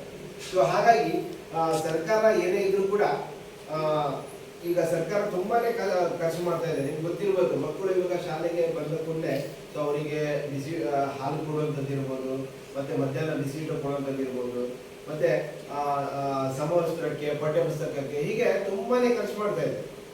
ಸೊ ಒಂದು ಮಗುವಿಗೆ ಕನಿಷ್ಠ ಅಂತ ಹೇಳಿದ್ರು ನಿಮಗೆ ಗೊತ್ತಿರ್ಬೋದು, ಅದು ನಿಮ್ಮ ವಿವೇಚನೆಗೆ ಬಿಟ್ಟದ್ದು. ಆದ್ರೆ ಸರ್ಕಾರ ಇಷ್ಟ ಮಟ್ಟಿಗೆ ಖರ್ಚು ಮಾಡ್ತಾ ಇದೆ ಅಂತ ಹೇಳಿದ್ರೆ ಸರ್ಕಾರಕ್ಕೆ ವಾಪಸ್ ಏನು ಕೊಡ್ಬೇಕು ಆ ಮಕ್ಕಳು. ಸೊ ಸರ್ಕಾರ ಮಕ್ಕಳಿಗೆ ಏನು ಬಯಸುತ್ತೆ ಅಂತ ಹೇಳಿದ್ರೆ ಅವರು ಅವರ ವೃತ್ತಿ ಜೀವನದ ಆಯ್ಕೆ ಸಂದರ್ಭದಲ್ಲಿ ಬಂದಾಗ ಅವರು ಆ ವೃತ್ತಿ ಜೀವನವನ್ನು ಅವರು ಯಾವುದೇ ರೀತಿಯ ಒಂದು ಹೊರೆ ಇಲ್ಲದೆ ಸಮರ್ಪಕವಾಗಿ ನಿಭಾಯಿಸಿಕೊಳ್ಳಿಕ್ಕೆ ಅವರು ಸಮರ್ಥರಾಗಿರ್ಬೇಕು. ಅವರು ಸಮಾಜಕ್ಕೆ ಯಾವುದೇ ರೀತಿ ಹೊರೆಯಾಗದೆ ಬದುಕಲಿಕ್ಕೆ ಅವರು ಸ್ವತಂತ್ರ ಇರಬೇಕು ಎನ್ನುವುದನ್ನು ಮಾತ್ರ ಸರ್ಕಾರ ನಿರೀಕ್ಷೆ ಮಾಡುವುದು. ಸೊ ಸರ್ಕಾರ ಇಷ್ಟೆಲ್ಲ ಖರ್ಚು ಮಾಡಿ ಮಕ್ಕಳು ಅವರು ಏನು ಅವರ ವೃತ್ತಿ ಜೀವನವನ್ನು ಆಯ್ಕೆ ಮಾಡ್ಕೊಳ್ಳೋ ಸಂದರ್ಭ ಬಂದಾಗ ಅವ್ರು ಯಾವುದೇ ರೀತಿಯಲ್ಲಿ ಅದನ್ನು ಮುಂದುವರಿಸಿದೆ ಮತ್ತೆ ಅವರು ಅವ್ರದೇ ಆದಂತಹ ಒಂದು ವಿಧಾನವನ್ನು ಆಯ್ಕೆ ಮಾಡಿಕೊಂಡ್ರೆ ಅಲ್ಲಿ ಸರ್ಕಾರಕ್ಕೆ ನಿಜವಾಗ್ಲೂ ಹಿನ್ನಡೆ ಆಗುತ್ತೆ. ಸೊ ಇದನ್ನು ಎಲ್ಲ ಪೋಷಕರು ಗಮನಿಸಬೇಕು. ಸೊ ನಮ್ಮ ಮಕ್ಕಳು ಏನು ಶಿಕ್ಷಣವನ್ನು ಪಡಿತಾ ಇದ್ದಾರೆ, ಸೊ ಅದರಿಂದ ಮುಂದೆ ಸಮಾಜಕ್ಕೆ ಕೂಡ ಯಾವುದೇ ಹೊರೆ ಇಲ್ಲದೆ ಮಕ್ಕಳು ಬದುಕಂತ ಆಗಬೇಕು ಎನ್ನುವ ನಿಟ್ಟಿನಲ್ಲಿ ಮಕ್ಕಳನ್ನು ಬೆಳೆಸುವ ಒಂದು ಜವಾಬ್ದಾರಿ ಕೂಡ ಮಕ್ಕಳ ಪೋಷಕರಿಗೆ. ಸೊ ಸೊ ಇದು ಒಂದು ವಿಚಾರ. ಸೊ ಮತ್ತೊಂದು ವಿಚಾರ ಅಂತ ಹೇಳಿದ್ರೆ, ಇವಾಗ ನಾನು ಮುಖ್ಯ ಶಿಕ್ಷಕರಲ್ಲಿ ಆಗಲೇ ಮಾತಾಡಿದೆ. ಸೊ ಮಕ್ಕಳ ಸಂಖ್ಯೆ ಗಣನೀಯವಾಗಿ ಇಳಿತಾ ಇರುವಂಥದ್ದು. ಕಳೆದ ಬಾರಿ 23-24ರಲ್ಲಿ 42 ಮಕ್ಕಳನ್ನು ದಾಖಲಾತಿಯಲ್ಲಿ ಈ ಶಾಲೆ ಹೊಂದಿತ್ತು. ಸೊ ಪ್ರಸ್ತುತ ಈ ಒಂದು ಆರ್ಥಿಕ ವರ್ಷದಲ್ಲಿ 29 ಮಕ್ಕಳ ಒಂದು ದಾಖಲಾತಿ ಕಂಡು ಬಂದಿದೆ. ಸೊ ಇಲ್ಲಿ ಏನಾಗ್ತಿದೆ ಅಂತ ಹೇಳಿದ್ರೆ, ಮಕ್ಕಳ ಸಂಖ್ಯೆ ಗಣನೀಯವಾಗಿ ಇಳಿತಾ ಬಂದ್ರೆ ಮುಂದೊಂದು ದಿನ ಈ ಶಾಲೆಯನ್ನು ಮುಚ್ಚಬೇಕಾದಂತ ಪರಿಸ್ಥಿತಿ ಬರುತ್ತೆ. ಸೊ ಆವಾಗ ನಿಜವಾಗ್ಲೂ ಅಲ್ಲಿ ಹೊಡೆತ ಯಾರಿಗೆ ಬೀಳುತ್ತೆ ಅಂತ ಹೇಳಿದ್ರೆ, ಈ ಗ್ರಾಮೀಣ ಭಾಗದಲ್ಲಿ ಯಾರು ಇದ್ದಾರೆ, ಸೊ ಅವರಿಗೆ ಇದು ದೊಡ್ಡ ಹೊಡೆತ. ಸೊ ಅವರು ಇದರ ಒಂದು ಪ್ರಯೋಜನ ಪಡ್ಕೊಳ್ಳಿಕ್ಕೆ ಆಗಲ್ಲ. ಅವ್ರು ಮತ್ತೆ ತಿರ್ಗಾ ದೂರ ಶಾಲೆಗಳಿಗೆ ಅವರ ಮಕ್ಕಳನ್ನು ಖರ್ಚು ಮಾಡಿ ಕಳಿಸ್ಬೇಕಿರತ್ತೆ. ಸೊ ಈ ತರ ಆಗ್ಬಾರ್ದು. ಈ ತರ ಆಗ್ಬಾರ್ದು ಅಂತ ಹೇಳಿದ್ರೆ, ಸೊ ಈ ಗ್ರಾಮ ಪಂಚಾಯತ್ ವ್ಯಾಪ್ತಿಯಲ್ಲಿ ವಾಸಿಸ್ತಕ್ಕಂತಹ ಮಕ್ಕಳು ಈ ಶಾಲೆಯ ಒಂದು ಸದುಪಯೋಗ ಪ್ರಯೋಜನ ಪಡ್ಕೊಳ್ಳಿಕ್ಕೆ ಮುಂದೆ ಬರಬೇಕು. ಸೊ ಈಗ ಏನಾಗ್ತಿದೆ ಅಂತ ಹೇಳಿದ್ರೆ, ಎಲ್ರಿಗೂ ಗೊತ್ತು, ನಿಮಗೆ ಓಪನ್ ಸೀಕ್ರೆಟ್, ಅದು ಯಾರಿಗೂ ಅದು ಮುಚ್ಚಿಡುವಂತ ಪ್ರಯತ್ನ ಅಲ್ಲ. ಎಲ್ರಿಗೂ ತಮ್ಮ ಮಕ್ಕಳು ಒಂದು ಇಂಗ್ಲಿಷ್ ಮೀಡಿಯಂ ಅಲ್ಲಿ ಓದ್ಬೇಕು ಅನ್ನೋದು ಎಲ್ಲರ ಒಂದು ಇಚ್ಛೆ ಅಲ್ವಾ? ಪೋಷಕರಿಗೆ ಇದೆಯಲ್ವಾ? ಇಲ್ವಾ? ನಮ್ಮ ಮಗು ಇಂಗ್ಲಿಷ್ ಮೀಡಿಯಂ ಅಲ್ಲಿ ಓದ್ಬೇಕು ಅಂತ ಯಾರಿಗೂ ಇಲ್ವಾ? ಇರುತ್ತೆ ಅಲ್ವಾ? ಎಲ್ಲಿಗಿರುತ್ತೆ. ಆದ್ರೆ ಅದು ಅವರ ಒಂದು ಆಯ್ಕೆ ವಿಚಾರ, ಆಯ್ತಾ? ಸೊ ಅದು ಬಿಟ್ಟು ಅದನ್ನು ಹೊರತುಪಡಿಸಿ ನಾವು ಯೋಚನೆ ಮಾಡಬೇಕು ಅಂತ ಹೇಳಿದ್ರೆ, ಈಗ ಸರ್ಕಾರಿ ಶಾಲೆಯಲ್ಲಿ ಮತ್ತು ಒಂದು ಖಾಸಗಿ ಶಾಲೆಯನ್ನು ನಾವು ಉದಾಹರಣೆಯಾಗಿ ಇಟ್ಕೊಳ್ಳೋಣ. ಸೊ ನಾನು ಪ್ರತಿಯೊಂದು ಶಾಲೆಯಲ್ಲಿ ಹೋದಾಗ ಈ ಒಂದು ಮಾಹಿತಿಗಳನ್ನು ಹಂಚಿಕೊಳ್ತೇನೆ. ಯಾಕೆ ಹಂಚಿಕೊಳ್ತೇನೆ ಅಂತ ಹೇಳಿದ್ರೆ, ನಮ್ಮ ಸರ್ಕಾರಿ ಶಾಲೆ ಯಾವುದೇ ಕಾರಣಕ್ಕೂ ಹಿಂದುಳಿದಿಲ್ಲ, ಅದು ಯಾವುದೇ ಕಾರಣಕ್ಕೂ ಮುಚ್ಚುವಂತ ಪರಿಸ್ಥಿತಿ ಒದಗಬಾರದು. ಸೊ ಎನ್ನುವ ನಿಟ್ಟಿನಲ್ಲಿ ಇದನ್ನು ನಾವು ಒಂದು ಸಭೆಯಲ್ಲಿ ಚರ್ಚೆ ಮಾಡುವಂಥದ್ದು. ಈಗ ನೋಡಿ, ಸರ್ಕಾರಿ ಶಾಲೆ ಮುಚ್ಚಿದ್ರೆ ಇಲ್ಲಿರೋ ಶಿಕ್ಷಕರಿಗೆ ಯಾವುದೇ ರೀತಿಯ ಸಮಸ್ಯೆ ಆಗಲ್ಲ. ಅವ್ರಿಗೆ ಹೋಗುವಂಥದ್ದು ಬೇರೆ ಶಾಲೆಗೇನೆ, ಅವ್ರು ಎಲ್ಲಿ ಬೇರೆ ಶಾಲೆ ಇರ್ತದೆ ಅಲ್ಲಿಗೆ ಹೋಗ್ತಾರೆ. ಆದ್ರೆ ಈ ಶಾಲೆ ಶಾಶ್ವತವಾಗಿ ಮುಚ್ಚೋಗುತ್ತೆ. ಸೊ ಮುಚ್ಚೋದಾಗ ನೀವು ಆ ರೋಡಲ್ಲಿ ಹೋಗ್ತಾ ಇರ್ತೀರಾ. ಸೊ ನೀವು ಈ ಶಾಲೆಯಲ್ಲಿ ಕಲ್ತಿರ್ತೀರಾ. ಸೊ ನಿಮ್ಮ ಮಕ್ಕಳು ನಿಮ್ಗೆ ಒಂದು ಆಸೆ ಇರುತ್ತೆ, ನಮ್ಮ ಮಕ್ಕಳು ಕೂಡ ಈ ಶಾಲೆಯಲ್ಲಿ ಕಲಿತು ಹೋಗ್ಬೇಕು ಅಂತ. ನೀವು ಆ ಕಡೆ ಹೋಗ್ತಾ ಈ ಶಾಲೆ ನೋಡಿದಾಗ ಬೂತ್ ಬಂಗ್ಲೆ ತರ ನಿಮ್ಗೆ ಕಂಡು ಬರುತ್ತೆ. ಸೊ ಇಲ್ಲಿ ಆ ತರ ಆದಾಗ ಮನಸ್ಸಿಗೆ ತುಂಬಾ ಬೇಜಾರಾಗುತ್ತೆ. ಸೊ ಅದು ಆಗ್ಬಾರ್ದು ಅಂತ ಹೇಳಿದ್ರೆ, ಈ ಖಾಸಗಿ ಶಾಲೆಯ ಒಲವು ನಮ್ಮಲ್ಲಿ ಜಾಸ್ತಿ ಆಗ್ತಿದೆ. ಅದು ತಪ್ಪು ಅಂತ ನಾನು ಹೇಳ್ತಾ ಇಲ್ಲ. ಇವಾಗ ಸರ್ಕಾರಿ ಶಾಲೆ ಮತ್ತು ಖಾಸಗಿ ಶಾಲೆಯನ್ನು ನಾವು ಕಂಪೇರ್ ಮಾಡೋಣ. ಈಗ ಸರ್ಕಾರಿ ಶಾಲೆಯಲ್ಲಿ ನಿಮಗೆ ಶಿಕ್ಷಕರಿದ್ದಾರೆ. ಆ ಶಿಕ್ಷಕರು ಅವರು ಇಲ್ಲಿಗೆ ಶಿಕ್ಷಕರಾಗಿ ಆಯ್ಕೆಯಾಗಿ ಬರಬೇಕು ಅಂತ ಹೇಳಿದ್ರೆ, ಅವರು ಹಲವಾರು ಆ ಒಂದು ವಿಷಯಗಳಲ್ಲಿ ಅವರು ನುರಿತ ಒಂದು ತರಬೇತಿಯನ್ನು ಪಡ್ಕೊಂಡು ಪ್ರವೇಶ ಪರೀಕ್ಷೆಯನ್ನು ಪಾಸ್ ಆಗಿ ಇದಕ್ಕೆ ಈ ಒಂದು ಶಿಕ್ಷಕ ವೃತ್ತಿಗೆ ಬಂದಿರ್ತಾರೆ ಅಲ್ವಾ? ಹೌದಾ ಅಲ್ವಾ? ಹೌದಾ? ಗೊತ್ತಿಲ್ಲ. ಹೌದು, ಅವರೆಲ್ಲ ಆ ಒಂದು ಶಿಕ್ಷಣದ ತರಬೇತಿಯನ್ನು ಪಡ್ಕೊಂಡು ಬಂದಂತವ್ರು. ಸೊ ಅದೇ ಖಾಸಗಿ ಶಾಲೆಯಲ್ಲಿ ನೋಡಿದ್ರೆ ನಿಮಗೆ ಆ ತರ ಒಂದು ಸನ್ನಿವೇಶ ಇರಲ್ಲ. ಸೊ ಅಲ್ಲಿ ಏನು ಒಬ್ರು ಕನಿಷ್ಠ ಒಂದು ಡಿಗ್ರಿ ಮಾಡಿದ್ರೆ ಅವರು ಕನಿಷ್ಠ ಸಂಬಳಕ್ಕೆ ದುಡಿಲಿಕ್ಕೆ ತಯಾರಿದ್ರೆ ಅವರನ್ನ ಆಯ್ಕೆ ಮಾಡಿಕೊಂಡು ಸೊ ಅವರು ಶಿಕ್ಷಕರಾಗಿ ಅಲ್ಲಿ ಕೆಲಸ ಮಾಡ್ಕೊಳ್ಳಿಕ್ಕೆ ಅವಕಾಶ ಕಲ್ಪಿಸ್ಕೊಡ್ತಾರೆ. ಸೊ ಅಲ್ಲಿ ಇವಾಗ ನಮ್ಮ ಶಿಕ್ಷಕರು ಸರ್ಕಾರಿ ಶಾಲೆಯಲ್ಲಿ ಆಯ್ಕೆ ಆದಂತಹ ಶಿಕ್ಷಕರು ಎಲ್ಲ ಅವರಿಗೆ ಒಂದು ಗುಣಮಟ್ಟದ ಶಿಕ್ಷಣವನ್ನು ಯಾವ ತರ ಕೊಡಬೇಕು, ಸೊ ಯಾವ ರೀತಿ ಒಂದು ವಿದ್ಯಾರ್ಥಿಯನ್ನು ನೋಡಿದ ಕೂಡಲೇ ಅವರಿಗೆ ಎಷ್ಟರ ಮಟ್ಟಿಗೆ ಯಾವ ವಿಚಾರದಲ್ಲಿ ಅವನಿಗೆ ಇನ್ನೂ ಒಂದು ಕೊರತೆ ಇದೆ ಅನ್ನೋದನ್ನು ಅವರು ನೋಡ್ಕೊಂಡು ಹೇಳುವಂತ ಒಂದು ಇದು ಚಾಕಚಕ್ಯತೆಯನ್ನು ಅವರು ಹೊಂದಿರ್ತಾರೆ. ಅಂದ್ರೆ ಅಷ್ಟರ ಮಟ್ಟಿಗೆ ಅವರು ತರಬೇತಿಯನ್ನು ಪಡ್ಕೊಂಡು ಬಂದವರಾಗಿರ್ತಾರೆ. ಆದ್ರೆ ಅದೇ ಒಂದು ಖಾಸಗಿ ಶಾಲೆಯಲ್ಲಿ ಅವರು ಆ ಒಂದು ಶಿಕ್ಷಕ ವೃತ್ತಿಗೆ ಏನು ತರಬೇತಿಯನ್ನು ಪಡ್ಕೊಂಡು ಬಂದಿರಬೇಕು ಅದನ್ನು ಕೂಡ ಪಡ್ಕೊಂಡು ಬಂದಿರಲ್ಲ. ಸೊ ಅವರು ಡಿಗ್ರಿ ಪಾಸ್ ಮಾಡಿ ಬಂದಿರ್ತಾರೆ. ಸೊ ಅವರಿಂದ ನಮ್ಮ ಮಕ್ಕಳಿಗೆ ಎಷ್ಟರ ಮಟ್ಟಿಗೆ ನಾವು ಗುಣಮಟ್ಟದ ಶಿಕ್ಷಣವನ್ನು ನಿರೀಕ್ಷೆ ಮಾಡಬಹುದು ಅಲ್ವಾ? ಮೊದಲಿಗೆ ಅವರಿಗೆ ಒಂದು ಶಿಕ್ಷಣದ ಇದು ಗೊತ್ತಿಲ್ಲ. ಸೊ ಯಾವ ರೀತಿ ಮಕ್ಕಳಿಗೆ ಮಾಹಿತಿಯನ್ನು ಕೊಡಬೇಕು, ಬರೀ ಪುಸ್ತಕದಲ್ಲಿ ಏನಿರ್ತದೆ ಅದನ್ನು ಮಾತ್ರ ಅವರು ಅವರಿಗೆ ಮಕ್ಕಳಿಗೆ ಅದನ್ನು ಕೊಟ್ಟು ಹೋಗ್ತಾರೆ. ಅವರು ಅಷ್ಟೇ ಕೆಲಸ ಅಂತ ತಿಳ್ಕೊಂಡಿರ್ತಾರೆ. ಆದ್ರೆ ಸೊ ಮಕ್ಕಳಿಗೆ ಏನೆಲ್ಲ ಪೂರಕವಾಗಿ ಮಾಹಿತಿಗಳನ್ನು ಕೊಡಬೇಕು, ಒಂದು ಮಕ್ಕಳಿಗೆ ತರಗತಿಗೆ ಹೋದಾಗ ಆ ಮಕ್ಕಳ ಒಂದು ಸಂಪೂರ್ಣ ಗಮನವನ್ನು ನಾವು ಯಾವ ತರ ತರಬೇಕು, ಒಂದು ತರಗತಿ ಪ್ರಾರಂಭ ಮಾಡೋದಕ್ಕಿಂತ ಮುಂಚೆ ಇವೆಲ್ಲವನ್ನು ಸೂಕ್ಷ್ಮವಾಗಿ ತರಬೇತಿ ಪಡೆದ ನಮ್ಮ ಸರ್ಕಾರಿ ಶಾಲೆಯ ಶಿಕ್ಷಕರು ಅದರಲ್ಲಿ ನಿಪುಣತೆಯನ್ನು ಹೊಂದಿರುವಂತಹ. ಸೊ ನಾವು ಗುಣಮಟ್ಟದ ಶಿಕ್ಷಣವನ್ನು ಎಲ್ಲಿ ಪಡೆಯುವುದು? ಪೋಷಕರು ಮಾತಾಡಬೇಕು. ನಾನೇ ಮಾತಾಡ್ತಾ ಹೋದ್ರೆ ನೀವು ಬರೀ ಕೇಳ್ಕೊಂಡು ಸುಮ್ಮನೆ ಇರ್ತಾರೆ, ಮತ್ತೆ ಹೋಗ್ತೀರ ಅಲ್ವಾ? ಎಲ್ಲಿ ಸಿಗುತ್ತೆ ನಮಗೆ? ಈಗ ನಾನು ಹೇಳಿದೆ ನಿಮಗೆ ಉದಾಹರಣೆಯಾಗಿ, ಎಲ್ಲಿ ಸಿಗುತ್ತೆ ಹೇಳಿ? ಗೊತ್ತಿಲ್ಲ. ಸರ್ಕಾರಿ ಶಾಲೆಯಲ್ಲಿ ಸಿಗುತ್ತೆ ಅಂತ ನೀವು ಧೈರ್ಯವಾಗಿ ಹೇಳ್ಬೋದಾ? ಇನ್ನೂ ಇಲ್ಲ. ಸೊ ಈ ತರ ವ್ಯವಸ್ಥೆ ಇದೆ. ಓಕೆ, ಇನ್ನು ನೀವು ಏನು ಅದಕ್ಕೆ ಸಂಬಂಧಪಟ್ಟ ಹಾಗೆ ಡೊನೇಷನ್ ಇರುತ್ತೆ, ಅದೆಲ್ಲ ಕಟ್ಟಿ ನೀವು ಇರ್ತೀರಾ. ಆದ್ರೆ ಒಂದು ಪಾಲಕರ ಸಭೆಯನ್ನು ಅಲ್ಲಿ ಆಯೋಜನೆ ಮಾಡ್ತಾರೆ, ಗೊತ್ತಿದೆಯಾ ನಿಮ್ಗೆ? ಪೇರೆಂಟ್ಸ್ ಮೀಟಿಂಗ್ ಅಂತ. ಸೊ ಇಲ್ಲಿ ಯಾರು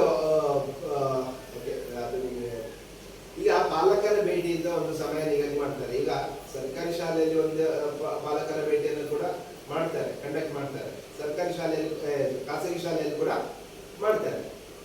ಖಾಸಗಿ ಶಾಲೆಯಲ್ಲಿ ಯಾವ ತರ ಇದೆ ಅಂತ ಹೇಳಿದ್ರೆ, ಅವರು ಏನು ನಿಗದಿ ಮಾಡಿದಂತಹ ಸಮಯ ಇದೆ, ಆ ಸಮಯಕ್ಕೆ ನೀವು ಹೋಗ್ಬೇಕು. ಇಲ್ಲ ಒಂದು 5 ನಿಮಿಷ ತಡವಾಯ್ತು, 10 ನಿಮಿಷ ತಡವಾಯ್ತು, ಇಲ್ಲ ಅಲ್ವಾ? ಆತರ ಇದೆಯಾ? ಕೇಳಿದಿರಾ? ಓಕೆ, ಆತರ ಇರುತ್ತೆ. ಸೊ ಆಯ್ತು, ಅವರಿಗೆ ಏನೋ ಅನನುಕೂಲವಾಗಿ ನಿಗದಿತ ಸಮಯಕ್ಕೆ ಅವರಿಗೆ ಹೋಗ್ಲಿಕ್ಕೆ ಆಗಿಲ್ಲ. ಆಯ್ತು, ಸಂಜೆ ಮೀಟ್ ಆಗೋಣ ಅಂತೇಳಿ, ಶಿಕ್ಷಕರನ್ನು ಭೇಟಿ ಆಗೋಣ ಅಂತೇಳಿ ಸಂಜೆ ಹೋದ್ರೆ, ಸಂಜೆ ಕೂಡ ನಿಮಗೆ ಸಂಬಂಧಪಟ್ಟ ಶಿಕ್ಷಕರು ಅಷ್ಟಾಗಿ ಸ್ಪಂದಿಸಲ್ಲ. ಯಾಕಂತ ಹೇಳಿದ್ರೆ ಅವರು ಮನೆಗೆ ಹೋಗುವಂತಹ ಒಂದು ಗಡಿಬಿಡಿಯಲ್ಲಿ ಇರ್ತಾರೆ. ಸೊ ಸರಿಯಾಗಿ ಮಾತಾಡಲ್ಲ, ಅದ್ರ ಮೊದಲು ಮಾತಾಡ್ತಾರೆ, ಹೋಗ್ತಾರೆ. ಸೊ ಇದು ಖಾಸಗಿ ಶಾಲೆಯಲ್ಲಿ ನಡೀತಕ್ಕಂಥ ವಿಚಾರ. ಆದ್ರೆ ಅದೇ ನೀವು ಸರ್ಕಾರಿ ಶಾಲೆಯಲ್ಲಿ ವಿಚಾರಕ್ಕೆ ಬಂದಾಗ, ನೀವು ಯಾವತ್ತು ಬಂದರೂ ಕೂಡ ನಿಮ್ಮನ್ನು ಶಿಕ್ಷಕರು ಮಾತಾಡ್ತಾರ ಇಲ್ವಾ? ಮಕ್ಕಳ ಬಗ್ಗೆ ಹೇಳ್ತಾರಲ್ವಾ? ಸೊ ಇದು ಒಂದು ವಿಚಾರ. ಸೊ ಈ ತರ ಏನು ಇವಾಗ ಒಂದೊಂದಿನ ನಮಗೆ ನಾವು ಎಕ್ಸ್ಪೆಕ್ಟ್ ಮಾಡ್ಬೋದು. ಈಗೆಲ್ಲ ಸರ್ಕಾರಿ ಶಾಲೆಯಲ್ಲಿ ಕೂಡ ಇಂಗ್ಲಿಷ್ ಮೀಡಿಯಂ, ಏನು ಪೋಷಕರ ತುಂಬಾ ಒಲವಿರುವಂತಹ ಒಂದು ಶಿಕ್ಷಣವನ್ನು ಕಲಿಸಲಿಕ್ಕೆ ಈಗಾಗಲೇ ಕೆಲವೊಂದು ಸರ್ಕಾರಿ ಶಾಲೆಗಳಿಗೆ ಅನುಮತಿಯನ್ನು ಕೊಟ್ಟಿದ್ದಾರೆ. ಸೊ ಅಲ್ಲಿ ಕೂಡ ಅದು ಕಾರ್ಯನಿರ್ವಹಿಸಿದ್ದಾರೆ.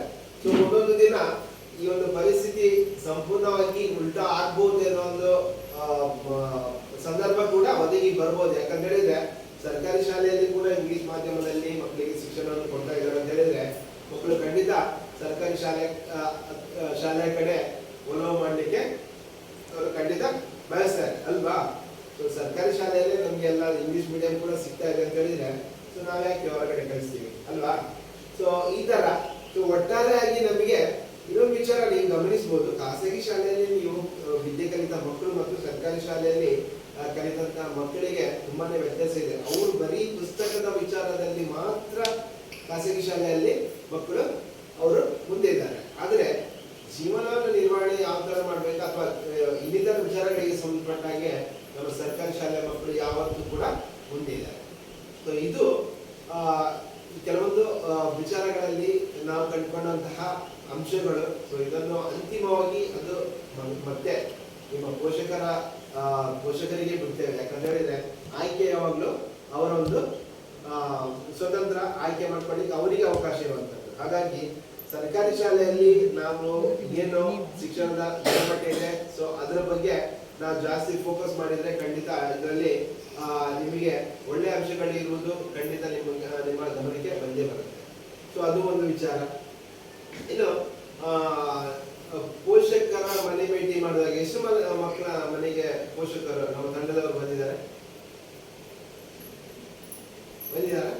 ಸೊ ಮಕ್ಕಳ ಬಗ್ಗೆ ಎಲ್ಲ ಮಾಹಿತಿಗಳನ್ನು ಕೇಳಿದ್ದಾರೆ, ನಿಮ್ ಜೊತೆ ಕೇಳಿದ್ದಾರೆ. ಸೊ ಏನೆಲ್ಲ ಕೇಳಿದ್ದಾರೆ? ಶಾಲೆಯಲ್ಲಿ ಏನೆಲ್ಲ ಆಗ್ತಾ ಇದೆ?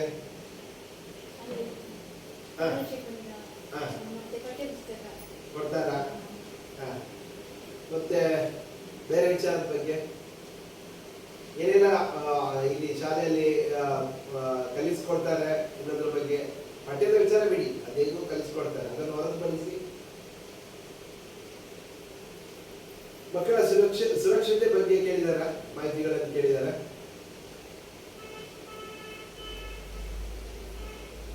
ಮಕ್ಕಳಿಗೆ ಲೈಂಗಿಕ ಶಿಕ್ಷಣದ ಬಗ್ಗೆ ಏನೆಲ್ಲ ಮಾಹಿತಿಗಳನ್ನು ಶಾಲೆಯಲ್ಲಿ ಕೊಟ್ಟಿದ್ದಾರೆ ಅನ್ನೋದ್ರ ಬಗ್ಗೆ ಏನಾದ್ರು ಕೇಳಿದಾರ? ಇಲ್ಲ, ಕೇಳಿದ ನೆನಪಿಲ್ಲ. ಗುಡ್ ಟಚ್ ಬ್ಯಾಡ್ ಟಚ್ ಬಗ್ಗೆ ಕೇಳಿದ್ದಾರೆ? ಗೊತ್ತಿದ್ಯಾ ಶಾಲೆಯಲ್ಲಿ ಕೊಡ್ತಾ ಇದ್ದಾರೆ ಅನ್ನೋದ್ರ ಬಗ್ಗೆ ನೀವೇನಾದ್ರೂ ಮಾಹಿತಿ ಕೇಳಿ ತಿಳ್ಕೊಂಡಿದ್ದೀರಾ? ಸೊ ಮಕ್ಕಳಿಗೆ ನೋಡಿ, ಸರ್ಕಾರ ಇದರಲ್ಲಿ ಎಷ್ಟು ಮಟ್ಟಿಗೆ ಕಾಳಜಿ ವಹಿಸ್ತಾ ಇದೆ ಅಂತ ಹೇಳಿದ್ರೆ ಲೈಂಗಿಕ ಸುರಕ್ಷತೆಯ ಬಗ್ಗೆ ಕೂಡ ಅಲ್ಲಿ ಮಾಹಿತಿಗಳನ್ನು ಕೇಳ್ತಾ ಇದೆ ಸರ್ಕಾರ. ಸೊ ಗುಡ್ ಟಚ್ ಬ್ಯಾಡ್ ಟಚ್ ಅದ್ರ ಬಗ್ಗೆ ನಿಮ್ಗೆ ಗೊತ್ತಿದ್ಯಾ? ಪೋಷಕರಿಗೆ ಗೊತ್ತಿದ್ಯಾ? ಗುಡ್ ಟಚ್ ಬಗ್ಗೆ ಏನ್ ಹೇಳ್ತೀರಾ ಮೇಡಮ್? ಅವ್ರಿಗೆ ಹೇಳ್ಕೊಟ್ಟಿದ್ರೆ ಗುಡ್ ಟಚ್ ಬ್ಯಾಡ್ ಟಚ್ ಬಗ್ಗೆ ನಿಮಗೆ ಮಾಹಿತಿ ಇಲ್ಲ ಅಂತ ಹೇಳಿದ್ರೆ ನಿಮ್ಮ ಮಕ್ಕಳಿಗೆ ನೀವು ಏನಾದ್ರು ಹೇಳ್ಕೊಡ್ತೀರಾ? ಏನ್ ಹೇಳ್ಕೊಡ್ಲಿಲ್ಲ ಶಾಲೆಯಲ್ಲಿ? ಹೇಳ್ಕೊಟ್ಟಿದ್ದಾರ? ಇಲ್ಲ, ಶಾಲೆಯಲ್ಲಿ ಹೇಳಿ ಕೊಡ್ಲೇಬೇಕು. ಅದು ಕೊಟ್ಟಿಲ್ಲ ಅಂತ ಹೇಳಿದ್ರೆ ನಾವು ಅದನ್ನ ಅದೇ ತರ ದಾಖಲೆ ಮಾಡ್ಕೊತೀವಿ. ಸೇಫ್ ಟಚ್ ಅನ್ಸೇಫ್ ಟಚ್ ಬಗ್ಗೆ ಇಲ್ಲ, ಸರ್ಕಾರ ಇಲ್ಲಿ ಕೇಳ್ತಾ ಇದೆ. ಸೊ ಅದಕ್ಕಾಗಿ ಅದನ್ನ ನಾವು ಮಕ್ಕಳಿಗೆ ಇವಾಗ, ಸೊ ಹಿಂದಿನ ಹಾಗೆ ಮನವರಿಕೆ ಇಲ್ಲ. ಸೊ ಇವಾಗ ಮಕ್ಕಳಿಗೆ ನೀವು ಆಸ್ ಎ ಫ್ರೆಂಡ್ ನೀವೆಲ್ಲ ವಿಚಾರಗಳನ್ನು ಮಕ್ಕಳಿಗೆ ತಿಳಿಸ್ಕೊಡ್ಲೇಬೇಕಾಗತ್ತೆ. ಶಾಲೆಯಲ್ಲಿ ಕೂಡ ಅದಕ್ಕಾಗಿ ಸಪ್ರೇಟ್ ಆಗಿ ಆ ಒಂದು ಕಳಿಸ್ಕೊಡುವಂತ ಒಂದು ಇದನ್ನ ಮಾಡ್ಬೇಕು ಅಂತ ಹೇಳಿದ್ರು. ಏನಾದ್ರು ಕೊಟ್ಟಿದ್ದೀರಾ ಗುಡ್ ಟಚ್ ಮತ್ತು ಬ್ಯಾಡ್ ಟಚ್ ಬಗ್ಗೆ?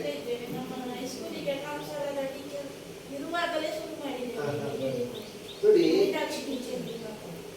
ಇಲ್ಲಿ ಏನ್ ಗೊತ್ತಾ, ಓಕೆ, ಸೊ ಗುಡ್ ಟಚ್ ಬ್ಯಾಡ್ ಟಚ್ ಬಗ್ಗೆ ಮಕ್ಕಳ ಸ್ಪರ್ಶ ಜ್ಞಾನ, ಮಕ್ಕಳನ್ನು ಯಾವ ರೀತಿ ಸ್ಪರ್ಶ ಮಾಡಬೇಕು, ಅದು ಸಾಫ್ಟ್ ಟಚ್ ಅಥವಾ ಸೇಫ್ ಟಚ್ ಅನ್ಸೇಫ್ ಟಚ್ ಬಗ್ಗೆ ಮಕ್ಕಳನ್ನು ಇವಾಗ ನಾವು ಟಚ್ ಮಾಡ್ತೀವಿ, ಅದರಲ್ಲೂ 2 ವಿಧ ಇದೆ. ಗೊತ್ತಿದ್ಯಾ? ಪೋಷಕರು ಮಾತಾಡ್ಬೇಕು, ನೀವೇ ನಿಮ್ಗೋಸ್ಕರ ಇದೆ, ತುಂಬಾ ಗಂಭೀರವಾದ ವಿಚಾರ ಇದು. ಸೊ ನಾವು ಇವಾಗ 2025ರಲ್ಲಿ ಇದೀವಿ, ನಾವು ಇನ್ನೂ ಮಡಿವಂತಿಕೆ ಬಿಟ್ಟು ಹೊರಗಡೆ ಬಂದಿಲ್ಲ ಅಂತ ಹೇಳಿದ್ರೆ ಸೊ ಅದು ತಪ್ಪಾಗುತ್ತೆ. ಇವಾಗ ಏನು ನಾವು ಸಂದರ್ಭಕ್ಕೆ ತಕ್ಕಾಗೆ ನಾವು ನಮ್ಮ ಮಕ್ಕಳಿಗೆ ಮಾಹಿತಿಯನ್ನು ಕೊಡಲೇಬೇಕು. ಅಂದ್ರೆ ನಿಮ್ಗೆ ಗೊತ್ತಿದೆ ನಿಮ್ಮ ಸಮಾಜದಲ್ಲಿ ಏನೆಲ್ಲ ಆಗ್ತಾ ಇದೆ ಅಂತ. ಮಕ್ಕಳಿಗೆ ಆ ಒಂದು ಮಾಹಿತಿಯಿಂದ ಅವರು ವಂಚಿತರಾಗಬಾರದು. ಸೊ ಅದನ್ನು ಯಾರು ಕೊಡ್ಬೇಕು? ಶಾಲಾ ಹಂತದಲ್ಲಿ ಕೊಡ್ಬೇಕು ಅಂತ ಇದೆ. ಸೊ ಅದು ಕೊಟ್ಟಿದ್ದಾರೆ ಇಲ್ಲ ಅಂತ ನಿಮಗೆ ಹೇಗೆ ಗೊತ್ತಾಗಬೇಕು ಅಂತ ಹೇಳಿದ್ರೆ ನೀವು ಮಕ್ಕಳ ಜೊತೆ ನೀವು ಜಾಸ್ತಿ ಮಾತಾಡ್ತಾ ಇಲ್ಲ ವಿದ್ಯಾಭ್ಯಾಸದ ಬಗ್ಗೆ, ಅದಂತೂ ಒಂದು ಸ್ಪಷ್ಟ ಅಲ್ವಾ? ಸೊ ಅದನ್ನು ಮಾಡಬೇಡಿ. ಯಾವತ್ತು ನಾನು ಒಂದು ಹೇಳುವಂಥದ್ದು ಏನಿದೆ ಅಂತ ಹೇಳಿದ್ರೆ, ನೀವು ನಿಮ್ಮ ಬಿಸಿ ಶೆಡ್ಯೂಲ್ ಇರುತ್ತೆ, ಪೋಷಕರಾಗಿ ನಿಮ್ಮದೇ ಆದಂತಹ ಕೆಲಸ ಕಾರ್ಯಗಳಿರುತ್ತೆ, ಅದನ್ನು ಮಾಡ್ಕೊಂಡಿರ್ತೀರಿ. ಆದ್ರೆ ಮಕ್ಕಳು ಯಾವತ್ತು ಮನೆಯಿಂದ ಶಾಲೆಯಿಂದ ಮನೆಗೆ ಬಂದಾಗ ಅವರೊಂದು ಏನು ಬಂದಾಗ ಟೀ ಕುಡಿತಾರೆ, ಮತ್ತೆ ಆಟ ಆಡ್ತಾರೆ, ಮತ್ತೆ ನಿಮಗೆ ಬಿಡುವಾದ ಸಂದರ್ಭದಲ್ಲಿ ಒಂದು 15 ನಿಮಿಷ ಮಕ್ಕಳ ಜೊತೆ ನೀವು ಸ್ಪೆಂಡ್ ಮಾಡಿ.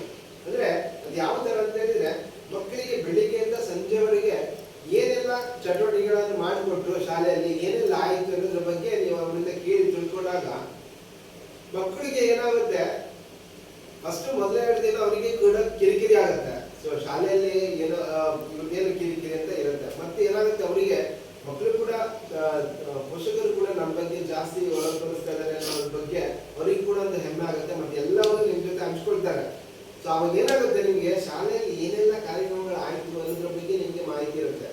ಅದು ಇಲ್ಲ ಅಂತ ಹೇಳಿದ್ರೆ ನಿಮಗೆ ಬರೀ ಮಕ್ಕಳನ್ನ ಶಾಲೆಗೆ ಕಲಿಸಿ ಇದು ಮಾಡ್ತಾ ಇದ್ರೆ ಏನಾಗಿ ಪ್ರಯೋಜನ ಏನು?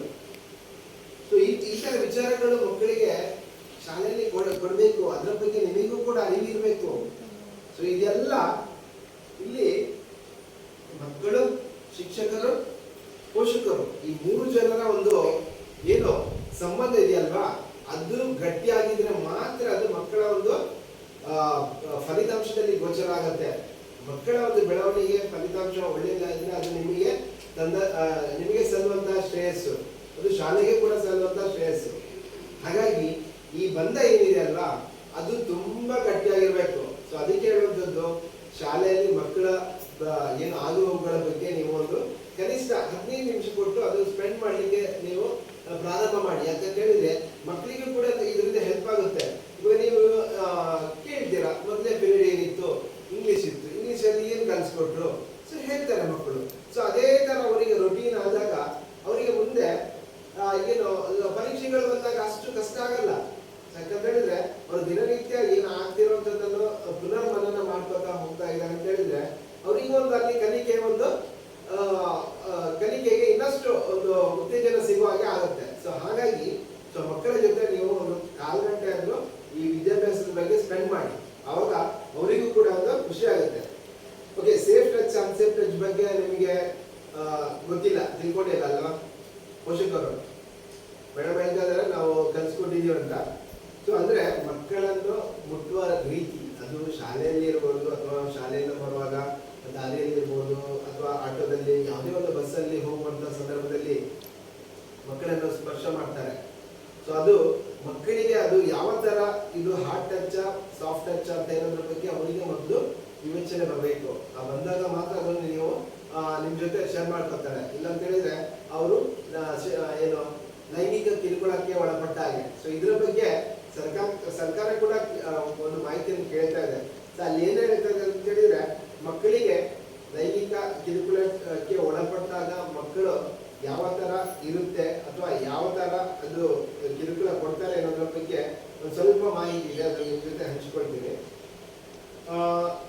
ತರಗತಿಯಲ್ಲಿ ಉದ್ದೇಶಪೂರ್ವಕವಾಗಿ ಒಬ್ಬರನ್ನೇ ಉಳಿಯುವಂತೆ ಮಾಡುವುದು, ಸ್ಟಾಫ್ ರೂಮಿಗೆ ಒಬ್ಬರನ್ನೇ ಬರಲು ತಿಳಿಸುವುದು, ಪದೇ ಪದೇ ನಿಂದಿಸುವುದು, ಹೊಗಳುವುದು, ಇತರ ವಿದ್ಯಾರ್ಥಿಗಳಿಂದ ಬೇರ್ಪಡಿಸುವುದು, ತರಗತಿಯಲ್ಲಿ ಬೇಡವಾದ ಅವಶ್ಯಕತೆ ಇಲ್ಲದ ಬೇರೆ ಬೇರೆ ವಿಷಯಗಳನ್ನು ಮಾತಾಡುವುದು, ಅನಾವಶ್ಯಕವಾಗಿ ಮಾತನಾಡುವುದು, ವಿನಾಕಾರಣ ಸ್ಪರ್ಶಿಸುವುದು.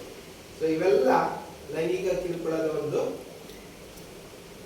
ವಿಧಾನ. ಸೊ ಇದನ್ನು ನೀವು ತಿಳ್ಕೋಬೇಕು, ಇದನ್ನು ಮಕ್ಕಳಿಗೆ ಸೊ ಹೇಳ್ಕೊಡ್ಬೇಕು. ಸೊ ಈ ತರ ಆದ್ರೆ ಮಾಹಿತಿ ತಿಳಿಸಿ. ಅಂದ್ರೆ ನಾವ್ ಯಾಕೆ ಇಲ್ಲಿ ನಿಮ್ಗೆ ಗೊತ್ತಿರ್ಬೋದು, ಇಲ್ಲಿ ಆ ತರ ನಡೀಲಿಕ್ಕಿಲ್ಲ ಎನ್ನುವ ಭಾವನೆ ನಿಮ್ಗೆ ಇರ್ಬೋದು, ಆದ್ರೆ ಮಾಹಿತಿ ತಿಳ್ಕೊಳ್ಳೋದು ಅನಿವಾರ್ಯ ಇದೆ. ಅದು ಶಾಲೆಯಲ್ಲಾಗ್ಬೋದು ಅಥವಾ ಅವ್ರು ಬರೋ ದಾರಿಯಲ್ಲಿ ಆಗ್ಬೋದು, ಇಲ್ಲೂ ಆಗ್ಬೋದು. ಸೊ ಅದಕ್ಕೆ ಮಕ್ಕಳಿಗೆ ಇದ್ರ ಬಗ್ಗೆ ನೀವು ಮುಂಚಿತವಾಗಿ ಮಾಹಿತಿಗಳನ್ನು ಕೊಡಬೇಕಾಗಿರೋದು ಕಡ್ಡಾಯ ಇದೆ ಆಸ್ ಎ ಪೋಷಕರಾಗಿ.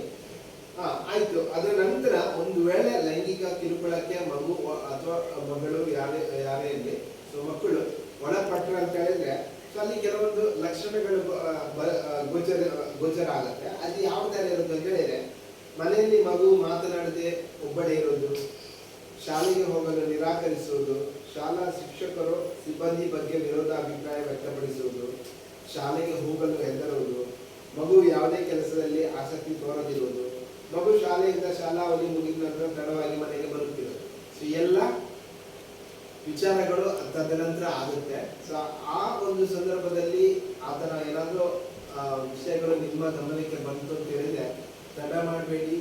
ನೀವು ಏನು ಅತಿ ತುರ್ತಾಗಿ ನೀವು ಸಂಬಂಧಪಟ್ಟ ಶಿಕ್ಷಕರನ್ನು ಶಾಲಾ ಸ್ಥಾನದಲ್ಲಿ ಭೇಟಿ ಮಾಡಿ. ಸೊ ಈ ತರ ಆಗ್ತಾ ಇದೆ ಅನ್ನೋ ಬಗ್ಗೆ ನೀವು ಅವರ ಗಮನಕ್ಕೆ ತಂದು ಮುಂದೆ ಅವರು ಏನು ಕ್ರಮ ತೆಕ್ಕೋಬೇಕು ಅದರ ಬಗ್ಗೆ ಕ್ರಮ ತೆಕ್ಕೊಳ್ತಾರೆ. ಸೊ ಈ ತರ ಮಾಹಿತಿಗಳು ನಿಮಗೆ ಗೊತ್ತಿರಬೇಕು ಆಸ್ ಎ ಪೋಷಕರಾಗಿ. ಆ ಪೋಷಕರು ನಿಮ್ಮ ಮಕ್ಕಳಿಗೆ ಒಂದು ವಿಷಯದ ಬಗ್ಗೆ ಹೆಚ್ಚಿನ ಮಾಹಿತಿಯನ್ನು ಕೊಡಬೇಕು. ಸೊ ಮಾಹಿತಿಯನ್ನು ಕೊಡುವುದರ ಮುಖಾಂತರ ನಾವು ಏನೋ ಮುಂದೆ ಆಗ್ತಕ್ಕಂತಹ ಅವಘಡಗಳನ್ನು ತಪ್ಪಿಸಲಿಕ್ಕೆ ಅವಕಾಶ ಇದೆ. ಸೊ ಇವಾಗ ಈ ಸೇಫ್ ಟಚ್ ಅನ್ಸೇಫ್ ಟಚ್ ಬಗ್ಗೆ ನಾನು ಹೇಳಿದೆ, ಇದು ಎಲ್ಲಿ ನಡೆಯುತ್ತೆ ಅನ್ನೋದ್ರ ಬಗ್ಗೆ ನಿಮಗೆ ಸ್ವಲ್ಪ ಮಾಹಿತಿ ಇದೆಯಾ? ಸೊ ಪೋಷಕರು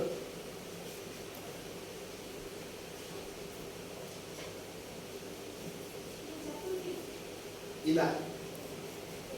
ಸೊ ಇಲ್ಲಿ ಇವಾಗ ನಾವು ಲೈಂಗಿಕ ಕಿರುಕುಳಕ್ಕೆ ಬರೀ ಹೆಣ್ಣುಮಕ್ಕಳು ಮಾತ್ರ ಒಳಗಾಗ್ತಾರಂತ ಅದು ತಪ್ಪು. ಇವಾಗ ಹೆಣ್ಣು ಗಂಡು ಇಬ್ಬರು ಸಮಾನವಾಗಿ ಲೈಂಗಿಕ ಕಿರುಕುಳಕ್ಕೆ ಒಳಪಡ್ತಾ ಇದ್ದಾರೆ. ಸೊ ವರದಿ ಆಗಿರೋದನ್ನು ನೀವು ನೋಡಿದ್ದೀರಾ, ಕೇಳಿರ್ತೀರಾ. ಆದ್ರೆ ನಾವ್ ಏನ್ ಮಾಡ್ತೇವೆ, ಕೆಲವೊಂದು ಅತಿ ಹೆಚ್ಚು ಮಕ್ಕಳು ಲೈಂಗಿಕ ಕಿರುಕುಳಕ್ಕೆ ಒಳಪಡೋದು ಬೇರೆ ಹೊರಗಡೆಲ್ಲ ನಮ್ಮ ಫ್ಯಾಮಿಲಿ ಒಳಗಡೆ ಜಾಸ್ತಿ ಆಗ್ತಿದೆ, ಅದು ಗೊತ್ತಿರಲಿ. ನಾವೇನೋ ನಮ್ಮ ಫ್ಯಾಮಿಲಿ ಒಳಗಡೆ ಅಂತ ಪ್ರಕ್ರಿಯೆಗಳು ಆಗಲ್ಲ ಅನ್ನೋ ಒಂದು ಇದರಲ್ಲಿ ಇರ್ತೇವೆ. ಆದರೆ ಅತಿ ಹೆಚ್ಚು ಮಕ್ಕಳು ಇದಕ್ಕೆ ಒಳಗಾಗುವಂಥದ್ದು ನಮ್ಮ ಫ್ಯಾಮಿಲಿ ಒಳಗಡೆ. ಹಾಗಾಗಿ ಸೊ ಯಾವುದನ್ನು ಕೂಡ ನೀವು ಲೈಟ್ ಆಗಿ ಯಾವುದನ್ನು ಕೂಡ ಗಣನೆಗೆ ತೆಕ್ಕೋಬೇಡಿ. ಯಾಕಂತ ಹೇಳಿದ್ರೆ ಅದು ನಾವು ಎಷ್ಟು ಮಕ್ಕಳು ನಿಮ್ಮಲ್ಲಿ ಬಂದು ಈ ತರ ಹೇಳಿದ್ರು ಅಂತ ಹೇಳಿದ್ರೆ ನಿಮ್ಮಲ್ಲಿ ಒಂದು ಭಾವನೆ ಇರುತ್ತೆ. ಸೊ ಅವ್ರು ಆ ತರ ಮಾಡ್ಲಿಕ್ಕಿಲ್ಲ, ನೀವೇನೋ ತಪ್ಪು ತಿಳ್ಕೊಂಡಿದ್ದೆ ಬಿಡು, ಅದು ಸುಮ್ಮನೆ ಮಾತಾಡ್ಬೇಡ, ಆ ತರ ನಾವು ಮಾತಾಡ್ಲಿಕ್ಕೆ ಪ್ರಯತ್ನ ಮಾಡ್ತೀವಿ. ಆದ್ರೆ ಅದು ಆ ತರ ಮಾಡಕ್ ಹೋಗ್ಬೇಡಿ.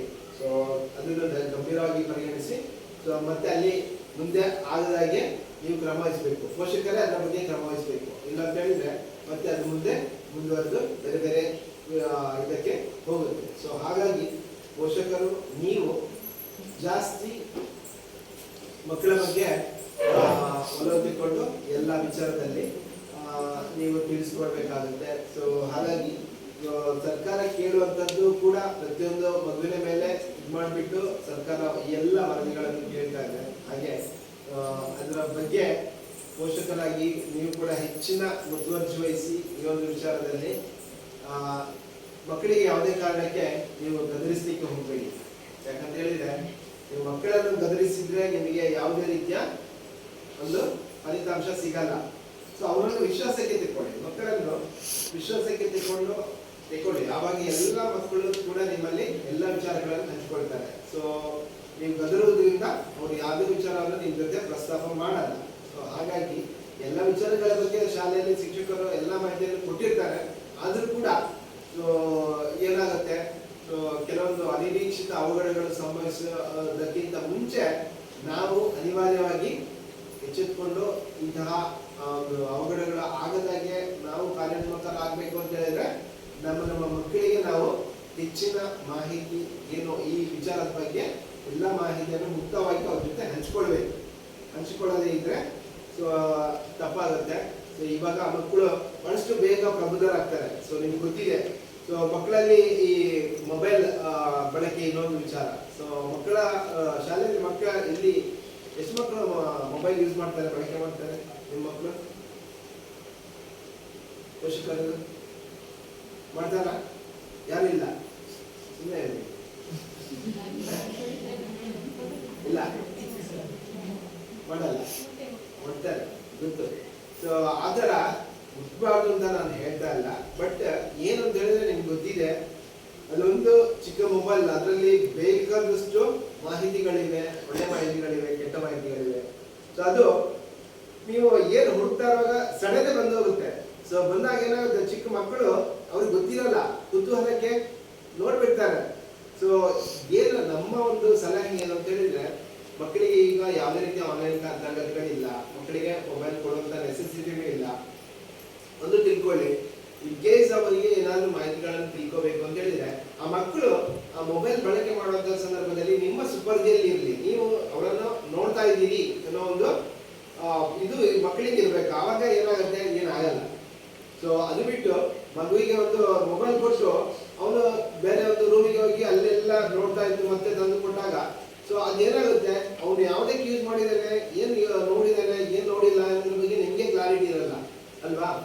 ಸೊ ಹಾಗಾಗಿ ದಯವಿಟ್ಟು ಇವಾಗ ಹೆಚ್ಚಿನ ಮಕ್ಕಳು ನಿಮ್ಗೆ ಗೊತ್ತಿದೆ, ಮೊಬೈಲ್ ಕೊಡೋದಕ್ಕೆ ಕೆಲವೊಂದು ಸಮಸ್ಯೆಗಳು ಆಗ್ತಾ ಇದೆ. ಸೊ ಮಕ್ಕಳು ಏನೇನೋ ಮಾಡ್ಕೊಳ್ತಿರೋದು ಇದೆಲ್ಲ ನಿಮಗೆ ಗೊತ್ತಿರುವಂಥದ್ದು, ನೀವು ಕೇಳಿರುವಂಥದ್ದು. ಅದಕ್ಕೆ ಯಾರು ಕಾರಣ? ಪರೋಕ್ಷವಾಗಿ ಮಕ್ಕಳೇ, ಪೋಷಕರೇ ಅಲ್ವಾ? ಮಕ್ಕಳಿಗೆ ಯಾಕೆ ಕೊಡಬೇಕು ಮೊದಲನೇದಾಗಿ ಮೊಬೈಲ್ ಅಲ್ವಾ? ಸೊ ನಾವು ಕೊಟ್ಟು ಅವರಿಗೆ ರೂಢಿ ಮಾಡಿ ಈ ತರ ಒಂದು ಅವಘಡಕ್ಕೆ ನಾವೇ ಪರೋಕ್ಷವಾಗಿ ಕಾರಣ ಆಗಿದ್ದೇವೆ. ಸೊ ಹಾಗಾಗಿ ಮಕ್ಕಳಿಗೆ ಅವರಿಗೆ ಏನು ಮೊಬೈಲ್ ಬಳಕೆ ಮಾಡ್ತಾರೆ, ಆ ಬಳಕೆ ಮಾಡೋದಕ್ಕೆ ಒಂದು ಟೈಮ್ ಫಿಕ್ಸ್ ಮಾಡಿ, ಮತ್ತೆ ಆ ಮೊಬೈಲ್ ಬಳಕೆ ಮಾಡುವಂತ ಸಂದರ್ಭದಲ್ಲಿ ನೀವು ಮಕ್ಕಳ ಹತ್ರ ಇದ್ದು ಅವರ ಏನು ವಿಚಾರ ಕಂಡುಕೊಳ್ತಾರೆ ಅದರ ಬಗ್ಗೆ ನೀವು ನಿಗಾ ವಹಿಸಿ ಅಷ್ಟೇ. ಇಲ್ಲ ಅಂತ ಹೇಳಿದ್ರೆ ಅದು ಮತ್ತೆ ಸಮಸ್ಯೆಗಳಿಗೆ ನಾವೇ ಕಾರಣ ಮಾಡಿಕೊಟ್ಟಾಗೆ ಆಗುತ್ತೆ. ಸೊ ಇನ್ನೊಂದು ವಿಚಾರ ಹೇಳಬೇಕು ಅಂತ ಹೇಳಿದ್ರೆ, ಅದೇ ಈಗಾಗಲೇ ಎಲ್ಲ ವಿಚಾರಗಳು ನಿಮ್ಗೆ ಗೊತ್ತಿದೆ. ನಾವಿಲ್ಲಿ ಬರೀ ನಿಮ್ಮ ಗಮನಕ್ಕೆ ತರಬೇಕೇನೋ ಅನ್ನೋ ನಿಟ್ಟಿನಲ್ಲಿ ಅದನ್ನು ತರ್ತಾ ಇದೀವಿ. ಸೊ ಈ ಒಂದು ಯೋಜನೆ ಸಮಗ್ರ ಶಿಕ್ಷಣ ಆದ್ರೂ ಕೂಡ ಅಲ್ಲಿ ಆ ಯೋಜನೆ ಬಗ್ಗೆ ನಿಮ್ಗೆ ಹೇಳ್ಕೊಡುವಂಥದ್ದು ಏನಿಲ್ಲ. ಸೊ ಅದು ಏನು ಅನುದಾನಗಳು ಬಂದಿರುತ್ತೆ ಅದೆಲ್ಲ ಖರ್ಚು ಮಾಡಿರೋ ಬಗ್ಗೆ ಶಾಲೆಯಲ್ಲಿ ದಾಖಲಾತಿ ಇರುತ್ತೆ, ಅದನ್ನು ನಾವು ಪರಿಶೀಲನೆ ಮಾಡ್ತೇವೆ. ಆ ಪರಿಶೀಲನೆ ಮಾಡೋದ್ರ ಜೊತೆಗೆ ಇಂಥ ಮಾಹಿತಿಗಳನ್ನು ಪೋಷಕರಿಗೆ ನಾವು ಹಂಚಿದಾಗ ಅವರಲ್ಲಿ ಕೂಡ ಈ ಒಂದು ವಿಚಾರದ ಬಗ್ಗೆ ಜಾಗೃತಿ ಮೂಡಿ, ಹೌದು ಹೇಳ್ತಾ ಇರೋದು ಸತ್ಯ ಇದೆ, ನಾವು ಅದ್ರ ಬಗ್ಗೆ ಕೇರ್ ತಗೋಬೇಕನ್ನೋ ಒಂದು ಯೋಚನೆ ನಿಮ್ಮಲ್ಲಿ ಬಂತು ಅಂತ ಹೇಳಿದ್ರೆ ನಾವು ಈ ಒಂದು ಸರ್ವೆ ಮಾಡಿರೋದಕ್ಕೂ ಕೂಡ ಒಂದು ಪ್ರತಿಫಲ ಸಿಕ್ಕ ಹಾಗೆ ಮತ್ತು ಮಕ್ಕಳಲ್ಲಿ ಮುಖ್ಯವಾಗಿ ಮಕ್ಕಳಿಗೆ ಅದು ತಲುಪುವ ನಿಟ್ಟಿನಲ್ಲಿ ನೀವು ತಗೊಂಡಿರೋ ಒಂದು ಏನು ಕ್ರಮ ಅದು ಮಕ್ಕಳ ಒಂದು ಬೆಳವಣಿಗೆಗೆ ಅಥವಾ ಅವರ ಒಂದು ಇದಕ್ಕೆ ಪೂರಕವಾಗಿರುತ್ತೆ ಅಂತ ನಾವು ತಿಳ್ಕೊಂಡಿರ್ತೇವೆ. ಸೊ ಇನ್ನು ಸಾಮಾಜಿಕ ಪರಿಶೋಧನೆ ಬಗ್ಗೆ ನಿಮಗೆ ಜಾಸ್ತಿ ಹೇಳಬೇಕು ಅಂತ ಏನಿಲ್ಲ. ಸೊ ಎಲ್ಲವೂ ಸರಳವಾಗಿ ನಾವು ಮಾಡ್ಕೊಂಡು ಬಂದಿರುವಂಥದ್ದು. ಈ ಹಿಂದೆ ಗ್ರಾಮ ಪಂಚಾಯತ್ ಮಟ್ಟದಲ್ಲಿ ಮಹಾತ್ಮ ಗಾಂಧಿ ನರೇಗಾ ಯೋಜನೆ ಮತ್ತು ದೀನ ಹಣಕಾಸು ಯೋಜನೆ ನಿರಂತರವಾಗಿ ನಾವು ಮಾಡ್ಕೊಂಡು ಬರ್ತಾ ಇದ್ದೀವಿ. ಸೊ ಅದರೊಟ್ಟಿಗೆ ಕಳೆದ ಒಂದು ಆರ್ಥಿಕ ವರ್ಷದಿಂದ ಈ ಒಂದು ಶಾಲೆಯ ಸಮಗ್ರ ಶಿಕ್ಷಣ ಯೋಜನೆ ಸಾಮಾಜಿಕ ಪರಿಶೋಧನೆ ನಡೆಸಬೇಕೆನ್ನೋದು ಸರ್ಕಾರದಿಂದ ಆದೇಶ ಬಂದಿದೆ. ಸೊ ಈ ನಿಮ್ಗೆ ಗೊತ್ತಿರ್ಬೋದು, ಈ ಸಾಮಾಜಿಕ ಪರಿಶೋಧನೆ ಬಗ್ಗೆ ಈ ಹಿಂದೆ ಪೇಪರಲ್ಲಿ ಎಲ್ಲ ಬಂದಿತ್ತು. ಕರ್ನಾಟಕದಲ್ಲಿ ಇಡೀ ದೇಶದಲ್ಲಿ ಕರ್ನಾಟಕದ ಸಾಮಾಜಿಕ ಪರಿಶೋಧನೆ ನಂಬರ್ 1 ಅಂತ ಒಂದು ಹೆಗ್ಗಳಿಕೆಯನ್ನು ಪಡ್ಕೊಂಡಿದೆ ಅಂತ ಹೇಳಿದ್ರೆ ಅದಕ್ಕೆ ನಾವು ಕೊಟ್ಟಿರುವಂತಹ ವಸ್ತುನಿಷ್ಠ ವರದಿಗಳು ಕಾರಣ ಆಗಿರುತ್ತೆ. ಹಾಗಾಗಿ ಯಾವುದೇ ಒಂದು ವಿಚಾರದಲ್ಲಿ ನಾವು ಯಾವುದೇ ರೀತಿಯ ರಾಜಿ ಮಾಡಿಕೊಳ್ಳಲ್ಲ. ಸೊ ನೇರವಾದ ನಿಷ್ಪಕ್ಷಪಾತವಾದ ವಸ್ತುನಿಷ್ಠ ವರದಿಯನ್ನು ನಾವು ಕೊಡ್ತಾ ಇದ್ದೀವಿ. ಸೊ ಇಲ್ಲಿ ಪಾರದರ್ಶಕತೆಗೆ ಗರಿಷ್ಠ ಒತ್ತು ಕೊಡ್ತೇವೆ ಮತ್ತು ಪಾರದರ್ಶಕತೆ, ಉತ್ತರದಾಯಿತ್ವ, ಜನರ ಸಹಭಾಗಿತ್ವ ಈ 3 ವಿಚಾರಗಳಿಗೆ ಇಲ್ಲಿ ಬಹಳಷ್ಟು ಒತ್ತು ಕೊಡ್ತೇವೆ. ಇಲ್ಲಿ ಪಾರದರ್ಶಕತೆ ಅಂತ ಹೇಳಿದ್ರೆ ನೋಡಿ, ಮತ್ತೆ ಸರಳವಾಗಿ ಸಭೆಗಳನ್ನು ಆಯೋಜನೆ ಮಾಡುವಂಥದ್ದು ಇರ್ಬೋದು. ಸೊ ಅದು ಕೂಡ ಒಂದು ಪಾರದರ್ಶಕತೆಗೆ ಒತ್ತು ಕೊಡುವಂಥ ಒಂದು ಪ್ರಯತ್ನ. ಇನ್ನು ಉತ್ತರದಾಯಿತ್ವದ ಬಗ್ಗೆ ಹೇಳಬೇಕು ಅಂತ ಹೇಳಿದ್ರೆ ಶಾಲೆಯಲ್ಲಿ ಶಾಲಾ ಅವಧಿಯಲ್ಲಿ ಮಕ್ಕಳ ಕಲಿಕೆಯ ಅವಧಿಯಲ್ಲಿ ಶಾಲಾ ಅವಧಿಯಲ್ಲಿ ಏನೇ ಸಮಸ್ಯೆಗಳು ಬಂದರೂ ಕೂಡ ಶಾಲೆಯಲ್ಲಿ ಶಾಲಾ ಮುಖ್ಯಸ್ಥರು ಅದರ ಒಂದು ಉತ್ತರದಾಯಿತ್ವವನ್ನು ಹೊಂದಿರ್ತಾರೆ. ಸೊ ಅವರಿಗೆ ನೀವು ಕೇಳಿಕೊಂಡು ಅವರ ನಿಮ್ಮ ಸಮಸ್ಯೆಗಳನ್ನು ಇತ್ಯರ್ಥಪಡಿಸ್ಕೊಳ್ಬೋದು. ಇನ್ನು ಉತ್ತರದಾಯಿತ್ವ ಅಂತ ಹೇಳಿದ್ರೆ ನಿಮ್ಮಲ್ಲಿ ಸಹಭಾಗಿತ್ವ ಅಂದ್ರೆ ಜನರ ಸಹಭಾಗಿತ್ವ. ಈ ಪೋಷಕರ ಸಭೆ ಆಯೋಜನೆ ಮಾಡಿದಾಗ ಮಕ್ಕಳ ಪೋಷಕರಾಗಿ ನೀವು ಈ ಸಭೆಗಳಲ್ಲಿ ಭಾಗವಹಿಸಿ ಆ ಸಭೆ ಎಷ್ಟು ಮಟ್ಟಿಗೆ ಯಶಸ್ಸು ಕಂಡುಕೊಳ್ತದೆ ಅಥವಾ ಅಲ್ಲಿ ಏನೆಲ್ಲ ವಿಷಯಗಳು ಪ್ರಸ್ತಾಪ ಆಯಿತು, ಸೊ ಅದರ ಬಗ್ಗೆ ಮತ್ತು ವರದಿಗಳು ಏನೇ ಇರ್ಬೋದು, ಅದು ಪಾಸಿಟಿವ್ ಇರ್ಬೋದು ನೆಗೆಟಿವ್ ಇರ್ಬೋದು, ಆ ವರದಿಗಳ ಬಗ್ಗೆ ನಿಮ್ಮ ಅಭಿಪ್ರಾಯಗಳನ್ನು ನೀವು ವ್ಯಕ್ತಪಡಿಸಬೇಕು. ಅದು ಪಾಸಿಟಿವ್ ಇದ್ರೆ ಅಥವಾ ನೆಗೆಟಿವ್ ಇದ್ರೆ ಸೊ ಅದಕ್ಕೂ ಕೂಡ ಏನಾಗಿದೆ, ಏನು ಮಾಡ್ಬೋದು ಅನ್ನೋದ್ರ ಬಗ್ಗೆ ನೀವು ಮುಕ್ತವಾಗಿ ಚರ್ಚೆ ಮಾಡಿಕೊಂಡಾಗ ಸೊ ಅಲ್ಲಿ ನಿಮ್ಮೊಂದು ಇರುವಿಕೆಯನ್ನು ನೀವು ವ್ಯಕ್ತಪಡಿಸಿದಂತೆ. ಇಲ್ಲಿ ಏನಾಗ್ತಿದೆ ಅಂತ ಹೇಳಿದ್ರೆ ಇಲ್ಲಿ ಇರ್ಬೋದು ಅಥವಾ ಯಾವುದೇ ಒಂದು ಯೋಜನೆ ಬಗ್ಗೆ ಇರ್ಬೋದು, ಸರ್ಕಾರ ಬಹಳಷ್ಟು ಯೋಜನೆಗಳಲ್ಲಿ ಜಾರಿಗೆ ತರುತ್ತೆ. ಆ ಯೋಜನೆಗಳು ಅಂತಿಮವಾಗಿ ಸಾಮಾನ್ಯ ಜನರಿಗೆ ರೀಚ್ ಆಗಬೇಕು ಅಂತ ಹೇಳಿದ್ರೆ ಅದು ಗ್ರಾಮ ಪಂಚಾಯತ್ ವ್ಯಾಪ್ತಿಯಲ್ಲಿ ಅನುಷ್ಠಾನ ಆಗುತ್ತೆ. ಆ ಅನುಷ್ಠಾನ ಆದಾಗ ಅದರ ಪ್ರಯೋಜನ ಗ್ರಾಮಸ್ಥರು ಅಥವಾ ಸಾರ್ವಜನಿಕರು ಪಡ್ಕೊಂಡಿರ್ತಾರೆ. ಆ ಒಂದು ಯೋಜನೆಯ ಬಗ್ಗೆ ಸಾಧಕ ಬಾಧಕಗಳ ಬಗ್ಗೆ ಚರ್ಚೆ ಮಾಡಿಕೊಳ್ಳಲಿಕ್ಕೆ ಒಂದು ಸಭೆಯನ್ನು ಆಯೋಜನೆ ಮಾಡಿದಾಗ ಅಲ್ಲಿ ಸಾರ್ವಜನಿಕರ ಸಂಖ್ಯೆ ಜಾಸ್ತಿ ಬರಲ್ಲ, ಅಲ್ಲಿ ಬರಬೇಕು. ಸೊ ಸಾರ್ವಜನಿಕರು ಹೆಚ್ಚಿನ ಸಂಖ್ಯೆಯಲ್ಲಿ ಅದರ ಒಂದು ಭಾಗಿಯಾಗಿ ಆ ಸಾಧಕ ಬಾಧಕಗಳ ಬಗ್ಗೆ ಚರ್ಚೆ ಮಾಡಿದಾಗ ಸರ್ಕಾರ ಆ ಲೋಪದೋಷಗಳು ಏನಿರುತ್ತೆ ಅನುಷ್ಠಾನದಲ್ಲಿ ಲೋಪದೋಷಗಳು ಆದಾಗ ನಾವು ಅದನ್ನು ಪ್ರಶ್ನೆ ಮಾಡಬೇಕು. ಆ ಪ್ರಶ್ನೆ ಮಾಡಿದಾಗ ಆ ಲೋಪಗಳು ಸರಿಪಡಿಸ್ಕೊಂಡು ಹೋಗ್ಲಿಕ್ಕೆ ಮುಂದೆ ಕಾರಣ ಆಗುತ್ತೆ. ಇಲ್ಲ ಅಂತ ಹೇಳಿದ್ರೆ ಆ ಲೋಪವಾಗಿ ಇಲ್ಲಿ ಇವಾಗ ಹಣ ಪೋಲಾಗ್ತಿದೆ ಅಂತ ಹೇಳಿದ್ರೆ ಅದು ಹಣ ಪೋಲಾಗ್ತಾನೆ ಇರುತ್ತೆ. ಪ್ರಶ್ನೆ ಮಾಡಿಲ್ಲ ಅಂತ ಹೇಳಿದ್ರೆ ಪ್ರಶ್ನೆ ಮಾಡಿದ್ರೆ ಆ ಪೋಲು ಆಗೋದನ್ನು ತಡೆಯಲಿಕ್ಕೆ ಒಂದು ಅವಕಾಶ ಇರುತ್ತೆ. ಹಾಗಾಗಿ ಸೊ ನಾವು ಪ್ರಶ್ನೆ ಮಾಡಲಿಕ್ಕೆ ಕಲಿಬೇಕು. ಆವಾಗ ಏನಾಗುತ್ತೆ, ಸೊ ಹೆಚ್ಚು ಯೋಜನೆಗಳು ಯಶಸ್ಸು ಕಂಡುಕೊಳ್ಳುತ್ತೆ. ಮತ್ತೆ ಆ ಯೋಜನೆಗಳಲ್ಲಿ ಬದಲಾವಣೆಗಳನ್ನು ಏನಾದರೂ ತರಲಿಕ್ಕೆ ಅವಕಾಶಗಳಿದ್ರೆ ಆ ಬದಲಾವಣೆಗೆ ಕ್ರಮಗಳಾಗುತ್ತೆ. ಸೊ ಹಾಗಾಗಿ ನಿಮ್ಮ ಒಂದು ಇರುವಿಕೆಯನ್ನು ನೀವು ವ್ಯಕ್ತಪಡಿಸಬೇಕು ಅಂತ ಹೇಳಿದ್ರೆ ನೀವು ಮುಕ್ತವಾಗಿ ಭಾಗವಹಿಸಬೇಕು. ಭಾಗವಹಿಸಿದಾಗ ಮಾತ್ರ ಅದು ಖಂಡಿತ ಸಾಧ್ಯ ಇರುತ್ತೆ. ಸೊ ಸೊ ಇದು ನಮ್ಮ ಸಾಮಾಜಿಕ ಪರಿಶೋಧನೆಯಲ್ಲಿ ಬಗ್ಗೆ ಒಂದು ಸ್ಪಷ್ಟ ಮಾಹಿತಿ. ಸೊ ಇನ್ನು ನಮಗೆ ಬೇಜಾರಿನ ವಿಷಯ ಅಂತ ಹೇಳಿದ್ರೆ, ದಯವಿಟ್ಟು ನಾನು ನಮ್ಮ SMC ಅಧ್ಯಕ್ಷರಿದ್ದಾರೆ ಮತ್ತು ಯಾರೆಲ್ಲ ತಾಯಂದಿರ ಸಮಿತಿ ಇರ್ಬೋದು, ನಿಮ್ಮ ಬೇರೆ ಬೇರೆ ಸಮಿತಿ ಇರ್ಬೋದು, ದಯವಿಟ್ಟು ಮುಂದಿನ ಆರ್ಥಿಕ ವರ್ಷದಲ್ಲಿ ಮಕ್ಕಳ ಸಂಖ್ಯೆ ಹೆಚ್ಚು ಮಾಡಲಿಕ್ಕೆ ಸ್ವಲ್ಪ ಶ್ರಮ ಪಡ್ಕೊಳ್ಳಿ. ಯಾಕಂತ ಹೇಳಿದ್ರೆ ಇಂಥ ಶಾಲೆಗಳು ಇದೆ, ಅದು ಮುಚ್ಚಬಾರ್ದು. ಸೊ ಮುಚ್ಚಿದ್ರೆ ನಮಗೂ ಕೂಡ ಬೇಜಾರಾಗುತ್ತೆ. ನಾವು ಬರೋದು ಒಂದು 3 ದಿನಕ್ಕೆ ಶಾಲೆಯಲ್ಲಿ, ಆದರೆ ನಮಗೆ ಮಕ್ಕಳ ಜೊತೆ ಅಟ್ಯಾಚ್ಮೆಂಟ್ ತುಂಬಾನೇ ಬೆಳೆಯುತ್ತೆ. ಸೊ ಆ 3 ದಿನಗಳಲ್ಲಿ ನಾವು ಮಕ್ಕಳ ಜೊತೆ ಬೆರೆತಾಗ ನಾವು ಮತ್ತೆ ನಮ್ಮ ಒಂದು ನಾವು ಶಾಲೆ ಕಲಿತಾಗ ನಾವು ಯಾವ ರೀತಿ ಇದ್ವಿ ಆ ಒಂದು ಹಂತಕ್ಕೆ ಹೋಗ್ತೀವಿ. ಸೊ ಮತ್ತೆ ಇಂಥ ಶಾಲೆಗಳು ಮುಚ್ಚಲಿಕ್ಕೆ ಕಾರಣ ಆಗ್ತದೆ ಅಂತ ಹೇಳಿದ್ರೆ ಅದು ಬಹಳಷ್ಟು ನೋವಿನ ಸಂಗತಿ. ಹಾಗಾಗಿ ನಿಮ್ಮ ಹಳೆ ವಿದ್ಯಾರ್ಥಿ ಸಂಘ ಇರ್ಬೋದು ಅಥವಾ ಯಾವುದೇ ಇರ್ಬೋದು, ಸೊ ನೀವು ಮುಂದಿನ ಆರ್ಥಿಕ ವರ್ಷದಲ್ಲಿ ಸ್ವಲ್ಪ ನಿಮ್ಮ ಕಡೆಯಿಂದ ಶ್ರಮ ಪಟ್ಟು ಮಕ್ಕಳನ್ನು ಯಾವ ರೀತಿ ಶಾಲೆಗೆ ದಾಖಲು ಮಾಡ್ಕೊಳ್ಳಿಕ್ಕೆ ಏನೆಲ್ಲ ಕ್ರಮಗಳನ್ನು ತೆಕ್ಕೋಬೇಕೋ ದಯವಿಟ್ಟು ಅದನ್ನು ತೆಕ್ಕೊಳ್ಳಿ ಅಂತ ನಮ್ಮದೊಂದು ಸಲಹೆ ನಮ್ಮ ಸಾಮಾಜಿಕ ಪರಿಷತ್ ತಂಡದ್ದು. ಹಾಗಾಗಿ ಸೊ ನಿಮಗೆ ಕಳೆದ ಬಾರಿ ಕೂಡ ಒಂದು ಶಾಲೆ ನಮಗೆ ಆಡಿಟಿಂಗ್ ಇತ್ತು, ಅದು ಮುಚ್ಚೋಯಿತು ಅಂತ ನಮಗೆ ಮತ್ತೆ ನಾವು ವೇಳಾಪಟ್ಟಿಯಲ್ಲಿ ನಾವು ದಾಖಲು ಮಾಡ್ಕೊಂಡಿದ್ವಿ, ಆದರೆ ಅದು ಮುಚ್ಚಿದೆ ಅಂತ ಮತ್ತೆ BO ಕಡೆಯಿಂದ ನಮಗೆ ವರದಿ ಮಾಡಿದ್ರು. ಸೊ ಹಾಗಾಗಿ ಒಂದು ಶಾಲೆ ಕೂಡ ನಮಗೆ ತುಂಬಾ ಬೇಜಾರಿನ ವಿಷಯ. ಯಾಕಂತ ಹೇಳಿದ್ರೆ ಗ್ರಾಮೀಣ ಭಾಗದಲ್ಲಿ ಮಕ್ಕಳಿಗೆ ಇದು ಬಹಳಷ್ಟು ಒಂದು ಏನು ತುಂಬಾನೇ ಪ್ರಯೋಜನಕಾರಿ ವಿಷಯ. ಯಾಕಂದ್ರೆ ಸೊ ತುಂಬಾ ಒಂದು ಬಡ ಕುಟುಂಬಗಳು ಕೆಲಸ ಮಾಡ್ತಾ ಇರುತ್ತೆ ಗ್ರಾಮೀಣ ಭಾಗದಲ್ಲಿ. ಸೊ ಅವರಿಗೆ ದಿನನಿತ್ಯ ಕೆಲಸಕ್ಕೆ ಹೋದ್ರೆ ಮಾತ್ರ ಅವರ ಒಂದು ಜೀವನವನ್ನು ನಿರ್ವಹಿಸಲಿಕ್ಕೆ ಅವರಿಗೆ ಅನುಕೂಲ ಇರುತ್ತೆ. ಸೊ ಅಂತವರಿಗೆ ಈ ಒಂದು ಶಾಲೆಗಳು ಬಹಳಷ್ಟು ಪ್ರಯೋಜನಕಾರಿ. ಯಾಕಂತ ಹೇಳಿದ್ರೆ ಸೊ ಎಲ್ಲ ಸಿಗುವಂತಹ ಸವಲತ್ತುಗಳು, ಅಂತ ಮಕ್ಕಳ ಸಂಖ್ಯೆ ಕಡಿಮೆ ಆಗಿ ಆ ಒಂದು ಶಾಲೆ ಮುಚ್ಚಿತು ಅಂತ ಹೇಳಿದ್ರೆ ಯಾರು ಕಡು ಬಡವರಿದ್ದಾರೆ ಸೊ ಅವರಿಗೆ ತುಂಬಾ ಸಮಸ್ಯೆಗಳಾಗುತ್ತೆ. ಸೊ ಆ ಒಂದು ನಿಟ್ಟಿನಲ್ಲಿ ಸೊ ಎಲ್ಲ ದಾನಿಗಳಿರ್ಬೋದು ಅಥವಾ ನಿಮ್ಮ ಹಳೆ ವಿದ್ಯಾರ್ಥಿ ಸಂಘ ಇರ್ಬೋದು, ಸೊ ಅವರೆಲ್ಲರನ್ನು ಒಟ್ಟುಗೂಡಿಸಿಕೊಂಡು ನೀವು ಈ ಒಂದು ಪ್ರಯತ್ನ ಮಾಡಬೇಕು ಅಂತ ನಾನು ಮತ್ತೊಮ್ಮೆ ನಿಮ್ಮಲ್ಲಿ ವಿನಂತಿಸುತ್ತಾ, ಈಗ ವರದಿಗಳು ನಿಮಗೆ ಮಂಡನೆ ಆಗುತ್ತೆ ಮುಂದಿನ ಹಂತದಲ್ಲಿ. ಆ ವರದಿ ಬಗ್ಗೆ ನಿಮ್ಮದು ಏನೇ ಅಭಿಪ್ರಾಯಗಳಿದ್ರೂ ಕೂಡ ಮುಕ್ತವಾಗಿ ದಾಖಲು ಮಾಡ್ಕೊಳ್ಳಿ, ನನಗೆ ಅವಕಾಶ ಇದೆ ಅಂತ ಹೇಳುತ್ತಾ ಈ ಒಂದು ಸಂದರ್ಭದಲ್ಲಿ ನನಗೆ ಯೋಜನೆ ಬಗ್ಗೆ ಮತ್ತು ಸಾಮಾಜಿಕ ಪರಿಶೋಧನೆ ವಿಷಯವಾಗಿ ಮಾತನಾಡಲಿಕ್ಕೆ ಅವಕಾಶವನ್ನು ಕಲ್ಪಿಸಿಕೊಟ್ಟಿದ್ದೀರಾ.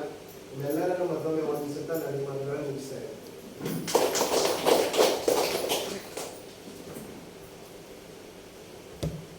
ಇದುವರೆಗೆ ಮಕ್ಕಳ ಶಿಕ್ಷಣದಲ್ಲಿ ಪೋಷಕರ ಪಾತ್ರ ಏನು, ಹಾಗೆಯೇ ಮಕ್ಕಳನ್ನು ಉತ್ತಮ ನಾಗರಿಕರನ್ನಾಗಿ ರೂಪಿಸುವಲ್ಲಿ ಪೋಷಕರ ಜವಾಬ್ದಾರಿ, ಹಾಗೆ ಈ ಶಾಲೆಯಲ್ಲಿ ಕುಸಿಯುತ್ತಿರುವ ಮಕ್ಕಳ ಸಂಖ್ಯೆ ಅದನ್ನು ಹೆಚ್ಚು ಮಾಡುವಲ್ಲಿ ತಾವೆಲ್ಲರೂ ಶ್ರಮಿಸಬೇಕು. ಅದೇ ರೀತಿ ಸಮಗ್ರ ಶಿಕ್ಷಣ ಯೋಜನೆ ಹಾಗೂ ಸಾಮಾಜಿಕ ಪರಿಶೋಧನೆಯ ರೂಪುರೇಷೆಗಳನ್ನು ತಮಗೆಲ್ಲರಿಗೂ ಸವಿಸ್ತಾರವಾಗಿ ತಿಳಿಸಿಕೊಟ್ಟಂತಹ ತಾಲೂಕು ವ್ಯವಸ್ಥಾಪನಾಧಿಕಾರಿಗಳಿಗೆ ಸರ್ವರ ಪರವಾಗಿ ಧನ್ಯವಾದಗಳು. ಮುಂದಕ್ಕೆ ಸಮಗ್ರ ಶಿಕ್ಷಣ ಕರ್ನಾಟಕ ಯೋಜನೆಯ ಸಾಮಾಜಿಕ ಪರಿಶೋಧನಾ ವರದಿಯನ್ನು ಮಂಡಿಸಲಿಕ್ಕಿದ್ದಾರೆ ಗ್ರಾಮ ಸಂಪನ್ಮೂಲ ವ್ಯಕ್ತಿಯಾಗಿರುವಂತಹ ಸವಿತಾ.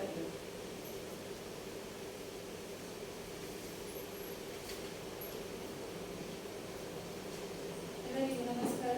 ಸರ್ಕಾರಿ ಹಿರಿಯ ಪ್ರಾಥಮಿಕ ಶಾಲೆ ಕುನ್ನೂರು ಮೂಡಬಿದ್ರೆ ಇಲ್ಲಿ ಸಮಗ್ರ ಶಿಕ್ಷಣ ಕರ್ನಾಟಕ ಯೋಜನೆಯ ಸಾಮಾಜಿಕ ಪರಿಶೋಧನೆಯ ಗ್ರಾಮ ಸಭಾ ನಡೆವಳಿಕೆಗಳು ವರದಿಯ ಸಾರಾಂಶ. ವಿದ್ಯಾರ್ಥಿಗಳ ದಾಖಲಾತಿ ಕುರಿತು 2023-24ನೇ ಸಾಲಿನ 1ನೇ ತರಗತಿಯಿಂದ 7ನೇ ತರಗತಿ, 1ನೇ ತರಗತಿ 3 ವಿದ್ಯಾರ್ಥಿಗಳು, 2ನೇ ತರಗತಿ 4 ವಿದ್ಯಾರ್ಥಿಗಳು, 3ನೇ ತರಗತಿ 3 ವಿದ್ಯಾರ್ಥಿಗಳು, 4ನೇ ತರಗತಿ 4 ವಿದ್ಯಾರ್ಥಿಗಳು, 5ನೇ ತರಗತಿ 4 ವಿದ್ಯಾರ್ಥಿಗಳು, 6ನೇ ತರಗತಿ 8 ವಿದ್ಯಾರ್ಥಿಗಳು, 7ನೇ ತರಗತಿ 16 ವಿದ್ಯಾರ್ಥಿಗಳು, ಒಟ್ಟು 42 ವಿದ್ಯಾರ್ಥಿಗಳು.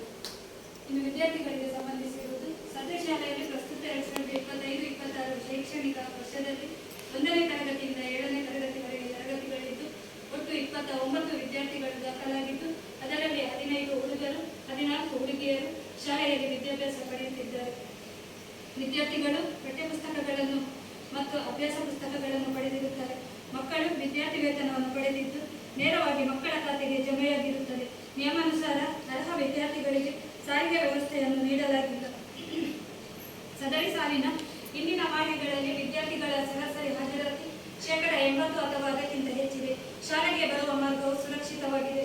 ಮಕ್ಕಳನ್ನು ಅವರ ವಯಸ್ಸಿನ ಅನುಗುಣವಾಗಿ ತರಗತಿಗಳಿಗೆ ದಾಖಲಾತಿಯನ್ನು ಮಾಡಿಕೊಳ್ಳಲಾಗಿದೆ. ಸೂಕ್ತ ದಾಖಲೆಗಳಿಲ್ಲದ ಕಾರಣ ಶಾಲಾ ದಾಖಲಾತಿಯನ್ನು ನಿರಾಕರಿಸಿರುವ ಪ್ರಕರಣ ಕಂಡುಬಂದಿಲ್ಲ.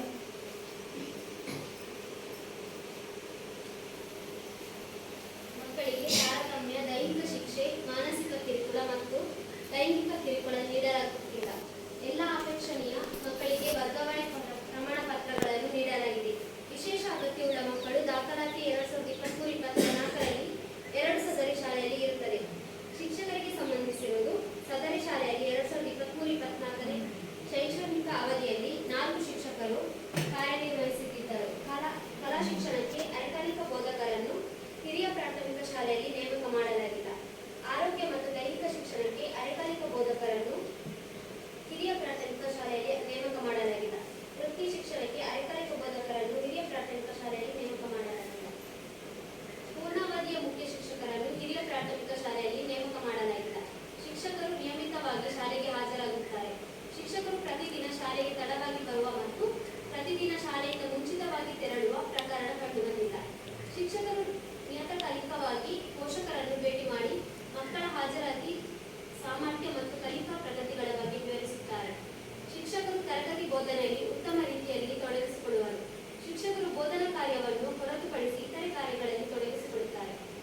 ಶಾಲೆಗೆ ಸಂಬಂಧಿಸಿರುವುದು ಶಾಲಾ ಕಟ್ಟಡವು ಎಲ್ಲ ಹವಾಮಾನದಿಂದ ಸುರಕ್ಷಿತವಾದ ಶಾಲಾ ಕಟ್ಟಡವಾಗಿದ್ದು, ಶಾಲೆಯಲ್ಲಿ ಸಾಕಷ್ಟು ತರಗತಿ ಕೊಠಡಿಗಳಿಲ್ಲದೆ ಒಂದು ಕೊಠಡಿಯ ಬೇಡಿಕೆಯನ್ನು ಮುಖ್ಯ ಶಿಕ್ಷಕರು ತಿಳಿಸಿರುತ್ತಾರೆ. ಮುಖ್ಯ ಶಿಕ್ಷಕರ ಕೊಠಡಿ ಮತ್ತು ಕಚೇರಿ ಒಂದೇ ಕೊಠಡಿಯಲ್ಲಿ ಇರುತ್ತದೆ. ಬಾಲಕ ಮತ್ತು ಬಾಲಕಿಯರಿಗೆ ಶೌಚಾಲಯದ ವ್ಯವಸ್ಥೆ ಇದ್ದು ನೀರಿನ ವ್ಯವಸ್ಥೆ ಇರುತ್ತದೆ. ಬಾಲಕ ಮತ್ತು ಬಾಲಕಿಯರ ಶೌಚಾಲಯ ಬಳಕೆಗೆ ಯೋಗ್ಯವಾಗಿದೆ. ವಿಶೇಷ ಅಗತ್ಯವುಳ್ಳ ಮಕ್ಕಳು ಬಳಸುವಂತಹ ಶೌಚಾಲಯ ಇದ್ದೇ ಶಾಲೆಯಲ್ಲಿ ಸಾಕಷ್ಟು ಪ್ರಮಾಣದ ನೀರಿನ ಸೌಲಭ್ಯವಿದೆ. ಕುಡಿಯುವ ನೀರಿನ ಗುಣಮಟ್ಟ ಉತ್ತಮವಾಗಿದೆ. ಶಾಲೆಗೆ ವಿದ್ಯುತ್ ಸಂಪರ್ಕವಿದ್ದು ಎಲ್ಲ ಕೊಠಡಿಗಳಲ್ಲಿ ವಿದ್ಯುತ್ ಕಾರ್ಯನಿರ್ವಹಿಸುತ್ತದೆ. ಶಾಲಾ ಆವರಣದಲ್ಲಿ ಆಟದ ಮೈದಾನವಿಲ್ಲ. ಶಾಲಾ ಆವರಣದ ಸುತ್ತಲೂ ಕಾಂಪೌಂಡ್ ಗೋಡೆ ಇರದೆ ಭಾಗಶಃವಿದೆ. ಶಾಲೆಯಲ್ಲಿ ಗ್ರಂಥಾಲಯವನ್ನು ಹೊಂದಿದ್ದು ಪ್ರತ್ಯೇಕ ಕೊಠಡಿ ಇರುವುದಿಲ್ಲ. ಶಾಲಾ ಗ್ರಂಥಾಲಯದಲ್ಲಿ ದಿನಪತ್ರಿಕೆಗಳು, ನಿಯತಕಾಲಿಕೆಗಳು, ಎಲ್ಲ ವಿಷಯದ ಪುಸ್ತಕಗಳು ಹಾಗೂ ಕಥೆ ಪುಸ್ತಕಗಳಿವೆ. ಕ್ರೀಡಾ ಸಾಮಗ್ರಿಗಳು ಶಾಲೆಯಲ್ಲಿ ಇದೆ. ಪ್ರತಿ ತರಗತಿಯಲ್ಲಿರುವ ಬೋಧನಾ ಕಲಿಕಾ ಸಾಮಗ್ರಿಗಳನ್ನು ಬಳಸಲಾಗುತ್ತದೆ. ಡಿಜಿಟಲ್ ಮೂಲಸೌಕರ್ಯ ಲಭ್ಯವಿಲ್ಲ. ವ್ಯಾಕರಣಿತ ದಿನವನ್ನು ಪ್ರತಿ ತಿಂಗಳ 3ನೇ ಶನಿವಾರ ಸಂಭ್ರಮ ಶನಿವಾರ ಎಂದು ಆಚರಿಸುತ್ತಾರೆ. ವಿಜ್ಞಾನ ಮತ್ತು ಗಣಿತ ಕಿಟ್ಗಳು ಲಭ್ಯವಿದೆ ಮತ್ತು ತರಗತಿಗಳಲ್ಲಿ ಬಳಸಲಾಗುತ್ತದೆ. ಆಡಳಿತ ಮತ್ತು ಹಣಕಾಸಿಗೆ ಸಂಬಂಧಿಸಿರುವುದು ಹಿರಿಯ ಪ್ರಾಥಮಿಕ ಶಾಲೆಯಲ್ಲಿ ವರ್ಷಕ್ಕೆ ಕನಿಷ್ಠ ಪಕ್ಷ 220 ಕೆಲಸದ ದಿನಗಳಿವೆ. ಪ್ರತಿ ತಿಂಗಳು STMC ಸಭೆಗಳು ನಡೆಯುತ್ತದೆ. STMC ಸಭೆಯು ಶಾಲಾಭಿವೃದ್ಧಿ ಯೋಜನೆಯನ್ನು ಸಿದ್ಧಪಡಿಸಿದೆ. STMCಯು ಶಾಲೆಯ ಮೇಲುಸ್ತುವಾರಿಯನ್ನು ಮಾಡುತ್ತದೆ. STMCಯ ಸದಸ್ಯರಿಗೆ ಅವರು STMC ಸದಸ್ಯರೆಂಬ ಅರಿವಿದೆ. ಶಾಲಾ ಅಭಿವೃದ್ಧಿ ಮತ್ತು ಮೇಲುಸ್ತುವಾರಿ ಸಮಿತಿಯನ್ನು ರಚಿಸಲಾಗಿದೆ. STMCಯ ಸದಸ್ಯರಲ್ಲಿ 3/4ರಷ್ಟು ಸದಸ್ಯರು ಶಾಲೆಯಲ್ಲಿ ವ್ಯಾಸಂಗ ಮಾಡುತ್ತಿರುವ ಮಕ್ಕಳ ಪೋಷಕರಾಗಿದ್ದಾರೆ. STMC ಸದಸ್ಯರಲ್ಲಿ ಅರ್ಧದಷ್ಟು ಮಹಿಳೆಯರಾಗಿದ್ದಾರೆ. ಕ್ಷೇತ್ರ ಶಿಕ್ಷಣಾಧಿಕಾರಿಗಳು ಮತ್ತು ಕ್ಷೇತ್ರ ಸಮನ್ವಯಾಧಿಕಾರಿಗಳು 2023-24ರ ಶೈಕ್ಷಣಿಕ ಅವಧಿಯಲ್ಲಿ ಶಾಲೆಗೆ ಭೇಟಿ ನೀಡಿರುವುದಿಲ್ಲ. ಕ್ಲಸ್ಟರ್ ಸಂಪನ್ಮೂಲ ವ್ಯಕ್ತಿ 1 ಬಾರಿ ಭೇಟಿ ನೀಡಿರುತ್ತಾರೆ. ಶಾಲೆಯ ಸಂಯುಕ್ತ ಶಾಲಾ ಅನುದಾನವನ್ನು ಪಡೆದಿರುವುದಿಲ್ಲ. ಕ್ರೀಡಾ ಸಾಮಗ್ರಿಗಳಿಗೆ ಶಾಲೆಯ ಅನುದಾನವನ್ನು ಪಡೆದಿರುವುದಿಲ್ಲ. ಗ್ರಂಥಾಲಯಕ್ಕಾಗಿ ಯಾವುದೇ ಅನುದಾನ ಬಂದಿರುವುದಿಲ್ಲ. ಪ್ರವೇಶ ಅರ್ಜಿಗೆ ಶುಲ್ಕವನ್ನು ಪಾವತಿಸಿಕೊಳ್ಳಲಾಗಿಲ್ಲ. ಕ್ಯಾಪಿಟೇಷನ್ ಶುಲ್ಕವನ್ನು ಪಾವತಿಸಿಕೊಳ್ಳಲಾಗಿಲ್ಲ ಹಾಗೂ ಬೋಧನಾ ಶುಲ್ಕವನ್ನು ಪಾವತಿಸಿಕೊಳ್ಳಲಾಗಿಲ್ಲ. ಸುರಕ್ಷತೆ ಮತ್ತು ಭದ್ರತೆಗೆ ಸಂಬಂಧಿಸಿರುವುದು ಶಾಲಾ ಸುರಕ್ಷತೆ ಸಮಿತಿಯನ್ನು ಶಾಲೆಯಲ್ಲಿ ರಚಿಸಲಾಗಿದೆ. ರಾಷ್ಟ್ರೀಯ ವಿಪತ್ತು ನಿರ್ವಹಣಾ ಪ್ರಾಧಿಕಾರವು ಶಾಲಾ ಸುರಕ್ಷತೆ ಮತ್ತು ತುರ್ತು ಪರಿಸ್ಥಿತಿಯ ಸಿದ್ಧತೆಯ ಬಗ್ಗೆ ನೀಡಿರುವ ಮಾರ್ಗಸೂಚಿಗಳನ್ನು ಕಾರ್ಯಗತಗೊಳಿಸಲಾಗಿದೆ. ಶಾಲೆಯಲ್ಲಿ ಪೋಷಕರು ಶಾಲಾ ಸುರಕ್ಷತೆಗೆ ಸಂಬಂಧಿಸಿದಂತೆ ತಿಳಿಸಲು ಸಲಹಾ ಪೆಟ್ಟಿಗೆ, ಪ್ರಶ್ನೆ ಪೆಟ್ಟಿಗೆ, ಕುಂದುಕೊರತೆ ಪೆಟ್ಟಿಗೆ ಇದೆ. ಶಾಲೆಯಲ್ಲಿ ಅವಶ್ಯವಿರುವ ಔಷಧಿಗಳು, ಪ್ರಥಮ ಚಿಕಿತ್ಸಾ ಪೆಟ್ಟಿಗೆ ಇದೆ. ತುರ್ತು ವೈದ್ಯಕೀಯ ದೂರವಾಣಿ ಸಂಖ್ಯೆಗಳನ್ನು ಪ್ರದರ್ಶಿಸಲಾಗಿದೆ. ಕನಿಷ್ಠ ಒಬ್ಬ ಶಿಕ್ಷಕರು ವೃತ್ತಿಪರ ಮಾರ್ಗದರ್ಶನ ಮತ್ತು ಸಮಾಲೋಚನೆಯ ಕೌಶಲಗಳನ್ನು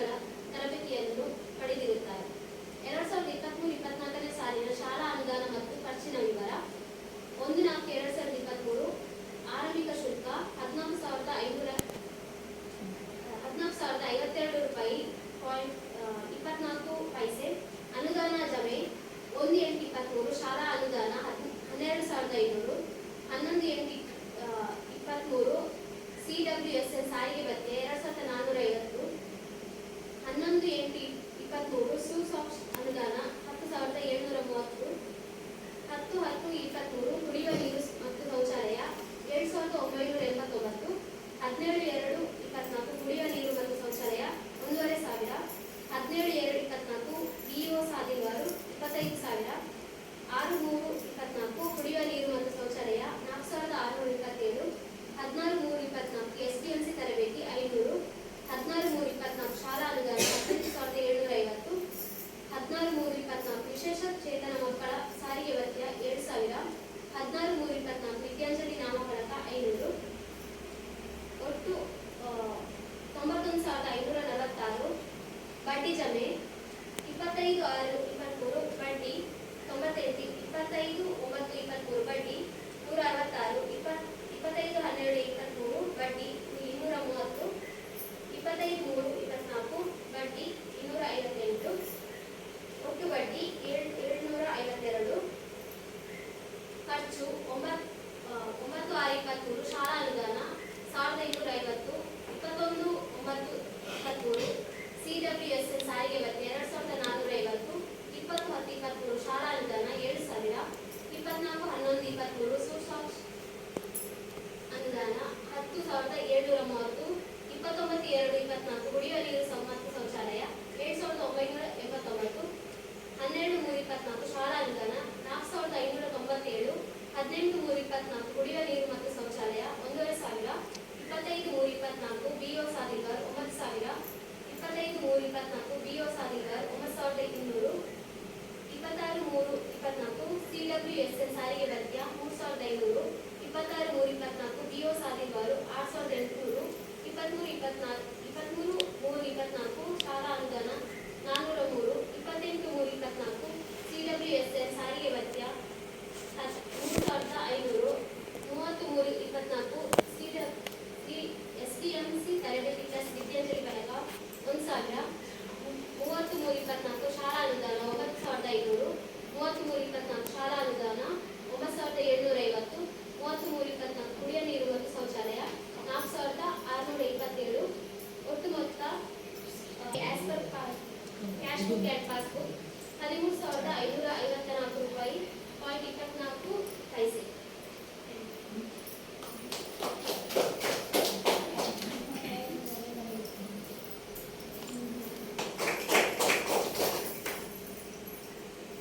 ಮುಂದಕ್ಕೆ ಈ ಒಂದು ಸಾಮಾಜಿಕ ಪರಿಶೋಧನಾ ವರದಿ ಬಗ್ಗೆ ಪೋಷಕರ ಚರ್ಚೆ. ವರದಿ ಗೊತ್ತಾಗ ಮಂಡೇದು ಇಂಚಿನ ಆಗ್ತದೆ ಲಾಸ್ಟ್ 3 ದಿನಕ್ಕೆ ಅವನು ಪೂರ ವರದಿ ಬಂಡೇದು ಇದ್ರ ಬಗ್ಗೆ ಕನ್ಯಾರಂಡ ಕೇಂದ್ರ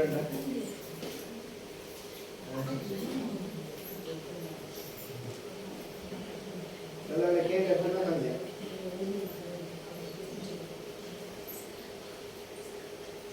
ನಿಕ್ಲೆಗೆ ದಾದ ಬೇಡಿಕೆ ದಾದಲ್ಲ ಅವಲಂಬನೆ ಶಾಲೆಗೆ ದಾದ ಅವಶ್ಯಕತೆ ఇంట్లో దాఖలు పడుతుంది కడపడతారు సర్కారు అంతా పోకు పక్క నెక్స్ట్ పూర వరది పట్టుక ಎಲ್ಲನೇ ಅప్పుడు ಬರ್ತಾರೆ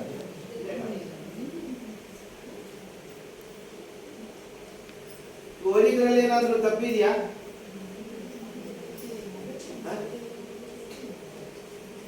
ಏನು ಹೇಳಿ ಮಾತಾಡಿ. ನಿಮ್ದೇ ಸಮಸ್ಯೆ ಇದು ಸಭೆ ಡೀಟೇಲ್ಸ್ ಮಾತಾಡೋಗಿಲ್ಲ.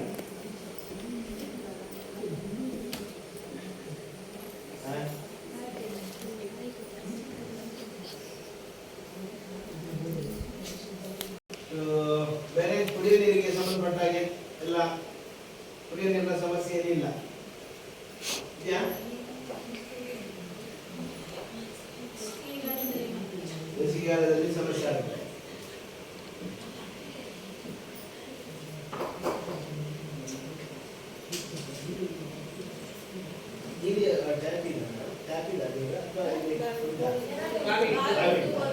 ಬಾವಿ ಬಂತು ಹೋಗುತ್ತಾ ಅಲ್ಲ ಬೇಸಿಗೆಯಲ್ಲಿ ಬಾವಿ ಬರ್ತದೆ ಬೋರ್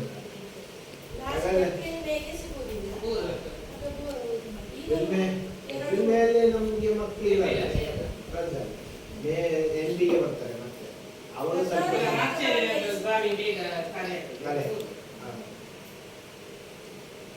ಬೋರಿನ ವ್ಯವಸ್ಥೆ ಇದ್ರೆ ಕುಡಿಯೋ ನೀರಿನ ಸಮಸ್ಯೆ ಇಲ್ಲ ಅಲ್ವಾ. ಮತ್ತೆ ಬೇರೆ ಕೊಠಡಿ ಅಂತ ಹೇಳಿದ್ರು, ಹೌದಾ? ಕೊಠಡಿ ಬೇಕಾ? ನೀವು ನೋಡ್ತಾ ಇದ್ದೀರಾ ಪೋಷಕರು ಹೇಳಬೇಕು. ಇದು ನಿಮ್ಮ ಪರವಾಗಿ ಶಿಕ್ಷಕರೇ ಒಂದು ಕೊಠಡಿ ಬೇಕು ಅಂತ ಹೇಳಿದ್ದಾರೆ. ನಿಮಗೆ ಬೇಕು ಅಂತ ಅನಿಸ್ತಾ ಇಲ್ವಾ? ಅಲ್ಲಿ ಶಿಕ್ಷಕರು ಮತ್ತೆ ಮಕ್ಕಳು ಒಂದೇ ಇದರಲ್ಲಿ ಮಾಡ್ತಾ ಇದ್ದಾರೆ ಅಲ್ಲ? ಅದು ಕಳೆದ 23ರಲ್ಲಿ ಯಾರು ಹೊರಗಿನ ಮಂದಿ ಅದೇ ಬೇಕು ಕೊಠಡಿ. ನೀವೇನು ಹೇಳ್ತೀರಾ? ಕೊಠಡಿ ಉಂಟಾ? ಸಾಕಾ ಇದು? ಸಾಕಾ ಮೇಡಮ್? ಅದೇ ಯಾವ ಬೋರ್ಡ ಹೆಚ್ಚಿನ ಅವಶ್ಯಕತೆ ನಮ್ಮ ಆಪರ್ಚುನಿಟಿ ಬೋರ್ಡ್ ಈಗಿನ ಬೋರ್ಡ್ ಕೇಳಿದಾಗ ನೀವು ಬೋರ್ಡ್ ಅಂತ ಪನೋಡು ಅವಾಗ ಅವು ಹಾಕೊಂಡ ವಿಚಾರ ಸಿಕ್ಕಿದೆ ಪನೋಡಕ್ಕೆ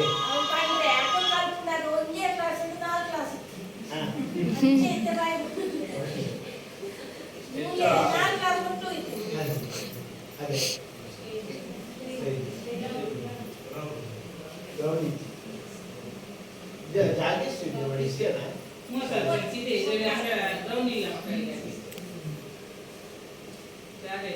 ಇದು ಆಚೆ ಇದು ಬೇರೆನಾ? ಬೇರೆ ಬರ್ತದೆ. ಓಕೆ, ಬರೀರಿ ಬೇಡಿಕೆಯಲ್ಲಿ ಬರೀರಿ. ಆಟದ ಮೈದಾನದ ಅಗತ್ಯ ಇದೆ. ಮತ್ತೆ ಒಂದು ಕೊಠಡಿ, ರಂಗಮಂದಿರ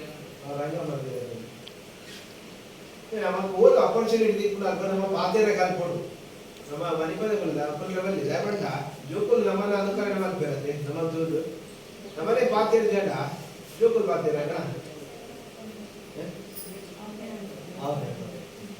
ಆವರಣ ಕೊಡಿ ಶಾಲೆ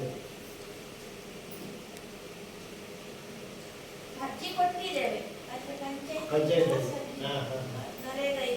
ಹೌದು, ಇವಾಗ ಪಬ್ಲಿಕ್ ಕಾಮಗಾರಿ ತುಂಬಾ ಸ್ವಲ್ಪ ಇದಿದೆ. ಶೌಚಾಲಯ ಮಾಡಿ ಕೊಟ್ಟಿದ್ದಾರೆ.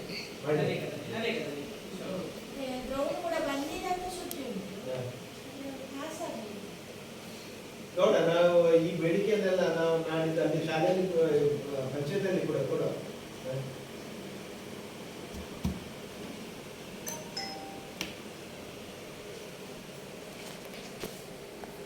ಮತ್ತೆ ಬಾಕಿದವರು ಓಕೆನಾ? ಒಂದು ಕೇಂದ್ರ ಮರೆತುಕೊಂಡು ಜೋಕುಲ್ ಮಣ ಇಲ್ಲೇ ಜೋಕುಲ್ ತಿಕ್ಕಿದ್ರೆ ಮೂಲ ಎಂಚ ಕಲ್ಪವನ್ನ ಮಟ್ಟೆ ಜೋಕುಲೆಗೆ ವಿದ್ಯಾಭ್ಯಾಸ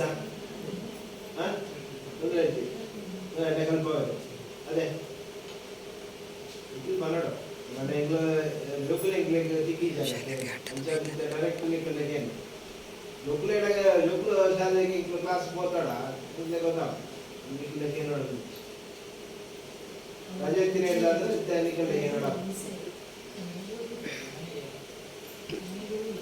ನಿಮಗೆ ವರದಿಗೆ ಒಂದು ಅನುಮೋದನೆ ಬೇಕು. ಯಾವ ತರ ಕೊಡ್ತೀರಾ? ಓಕೆ ನಾವು ಚಪ್ಪಾಳೆ ಹಾಕೊಡ್ಲಿ ಇಲ್ಲಿ ವರದಿ ಒಪ್ಪಿಗೆ ಅದನ್ನು ಬಂದ ಚಪ್ಪಾಳೆ ಮುಖಾಂತರ ವ್ಯಕ್ತಪಡಿಸೋಣ.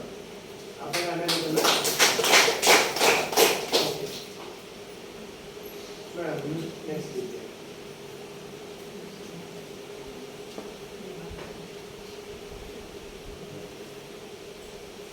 ಮುಂದಕ್ಕೆ ಈ ಒಂದು ಕಾರ್ಯಕ್ರಮವನ್ನು ಉದ್ದೇಶಿಸಿ ನಮ್ಮ ಶಾಲಾ ಮುಖ್ಯ ಶಿಕ್ಷಕರು ಮಾತಾಡಬೇಕು.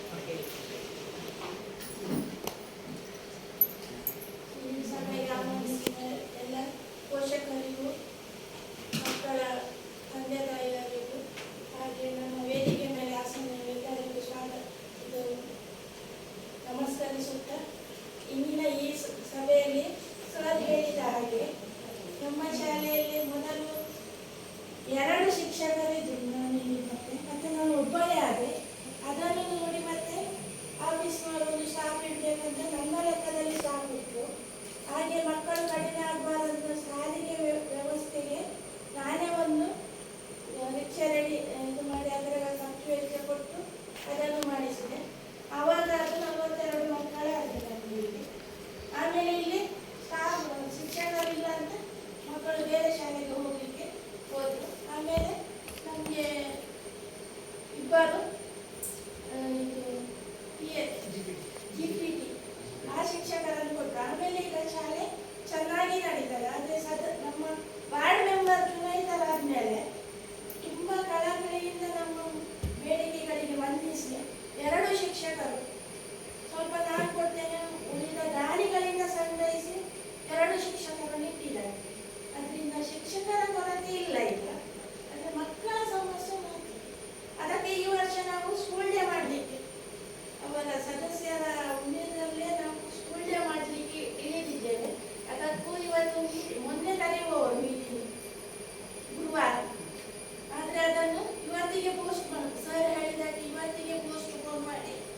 ಕರೆದರು. ಆದರೆ ಇವತ್ತು 10 ಗಂಟೆಗೆ ಸ್ಟಾರ್ಟ್ ಮಾಡಬೇಕಿತ್ತು. ನಾನು 10 ಗಂಟೆ ಹೇಳಿದ್ದು, ಆದರೆ ಅರ್ಧಕ್ಕೆ ಅರ್ಧ ಯಾರು ಪೋಷಕರು ಇಲ್ಲದಕ್ಕೆ ಸ್ವಲ್ಪ ಅರ್ಧ ಗಂಟೆ ತಡ ಆಯಿತು. ಅದನ್ನು ಕ್ಷಮಿಸಬೇಕು. ಅದು ಬರ್ತಾರ ಅಂತ ಒಂದು ಅರ್ಧ ಗಂಟೆ ನಾವು ಲೇಟ್ ಮಾಡಿದ್ವಿ. ಅದರಿಂದ ನನಗೂ ಗೊತ್ತಾಗ್ತದೆ ನಿಮಗೂ ಸಮಸ್ಯೆ ಉಂಟು, ಕೆಲಸಕ್ಕೆ ಹೋಗ್ಬೇಕು, ಇವತ್ತು ಮಕ್ಕಳು ಮನೆಯಲ್ಲಿದ್ದಾರೆ. ಆದರೂ ಇಷ್ಟು ಮಂದಿಗೆ ಬಂದದ್ದು ನಮಗೆ ಒಳ್ಳೆಯದಾಯಿತು. ಇನ್ನೂ ಜಾಸ್ತಿ ಬಂದರೆ ನಮಗೆ ವಾರ್ಷಿಕೋತ್ಸವದ ಬಗ್ಗೆ ಮಾತಾಡ್ಬೋದು, ಚರ್ಚೆ ಮಾಡ್ಬೋದು. ನವೆಂಬರ್ 16ಕ್ಕೆ ಇಲ್ಲಿ ವಾರ್ಷಿಕೋತ್ಸವ ಮಾಡುವಂತ ಇದ್ದಾರೆ. ಅದರಿಂದ ಅದರ ಬಗ್ಗೆ ನಾವು ಪೂರ್ವ ತಯಾರಿಯೆಲ್ಲ ಮಾಡಬೇಕು. ಹೇಗೆ ಮಾಡುವುದು, ಹೇಗೆ ಖರ್ಚು ಮಾಡುವುದು, ಹೇಗೆ ನಡೆಸುವುದು, ಹಗಲಲ್ಲಿಯ ರಾತ್ರಿಯ, ಅದರ ಬಗ್ಗೆ ಇವತ್ತು ಮಾತಾಡಲಿಕ್ಕೆ ಬೇಕಿತ್ತು. ಹೇಗೆ ಮಾತಾಡ್ಬೋದ ನಾನು ಮಾತಾಡ್ಬೋದಾ? ಕಾರ್ಯಕ್ರಮವನ್ನು ಮುಂದುವರಿಸುವ ಕೊನೆಯಲ್ಲಿ ವಂದನಾರ್ಪಣೆ ಕಾರ್ಯಕ್ರಮ. ಈ ಕಾರ್ಯಕ್ರಮವನ್ನು ನಡೆಸಿಕೊಳ್ಳಿಕ್ಕಿದ್ದಾರೆ ನಮ್ಮ ಶಾಲಾ ಸಹ ಶಿಕ್ಷಕಿಯಾಗಿರುವಂತಹ ಗೀತಾ ಪುಟ್ಟಿನ. ಎಲ್ಲರಿಗೂ ನಮಸ್ಕಾರ. ಸಾಮಾಜಿಕ ಪರಿಶೋಧನಾ ಪಾಲಕರ ಸಭೆ ಈ ಕಾರ್ಯಕ್ರಮದ ಅಧ್ಯಕ್ಷೀಯ ಸ್ಥಾನವನ್ನು ವಹಿಸಿರುವ ಶ್ರೀಮತಿ ಹೇಮಲತಾ ಇವರಿಗೆ ನಮ್ಮ ಪರವಾಗಿ, ಅದೇ ರೀತಿ ಶಾಲಾ ಪರವಾಗಿ ಹೃದಯದ ಧನ್ಯವಾದಗಳು. ಈ ಒಂದು ಕಾರ್ಯಕ್ರಮದಲ್ಲಿ ನಮ್ಮ ಜೊತೆ ಉಪಸ್ಥಿತರಿದ್ದಾರೆ STM ಸಮಿತಿಯ ಅಧ್ಯಕ್ಷ ಆಗಿರುವ ಶ್ರೀಮತಿ ಕವಿತಾ ಇವರಿಗೂ ಈ ಕಾರ್ಯಕ್ರಮ ಆಗಮಿಸಿದ್ದಕ್ಕೆ ಧನ್ಯವಾದಗಳು. ನಮ್ಮ ಜೊತೆ ಉಪಸ್ಥಿತರಿದ್ದಾರೆ ಗ್ರಾಮ ಪಂಚಾಯತ್ನ ಸದಸ್ಯ ಆಗಿರುವ ಶ್ರೀಮತಿ ಸುಮಾ ಭಟ್ ಇವರಿಗೂ ಧನ್ಯವಾದಗಳು. ನಮ್ಮ ಜೊತೆ ಉಪಸ್ಥಿತರಿದ್ದಾರೆ ಮೂಡಬಿದ್ರೆ ಗ್ರಾಮ ತಾಲೂಕು ಪಂಚಾಯತ್ನ ತಾಲೂಕು ವ್ಯವಸ್ಥಾಪಕರಾಗಿರುವ ಶ್ರೀಯುತ ಹರೀಶ್ ಜಿ ಇವರಿಗೂ ಈ ಕಾರ್ಯಕ್ರಮಕ್ಕೆ ಆಗಮಿಸಿದ್ದಕ್ಕೆ ಧನ್ಯವಾದಗಳು. ನಮ್ಮ ಜೊತೆ ಉಪಸ್ಥಿತರಿರುವ ಗ್ರಾಮ ಸಂಪನ್ಮೂಲ ವ್ಯಕ್ತಿಗಳಾದ ಶ್ರೀಮತಿ ಸವಿತಾ ಹಾಗೂ ದೀಕ್ಷಾ ಇವರಿಗೂ ಈ ಕಾರ್ಯಕ್ರಮಕ್ಕೆ ಆಗಮಿಸಿದ್ದಕ್ಕೆ ಧನ್ಯವಾದಗಳು. ನಮ್ಮ ಜೊತೆ ಉಪಸ್ಥಿತರಿರುವ ನಮ್ಮ ಶಾಲಾ ಮುಖ್ಯೋಪಾಧ್ಯಾಯಿನಿ ಶ್ರೀಮತಿ ಮೋನಿಕಾ ಡಿಸೋಜಾ, ಶಿಕ್ಷಕ ವೃಂದದವರಿಗೂ ಧನ್ಯವಾದಗಳು. ಅದೇ ರೀತಿ ಇಲ್ಲಿ ಆಗಮಿಸಿರುವ STMC ಸಮಿತಿಯ ಎಲ್ಲ ಸದಸ್ಯರಿಗೂ, ಪೋಷಕರಿಗೂ ಎಲ್ಲರಿಗೂ ಧನ್ಯವಾದಗಳು.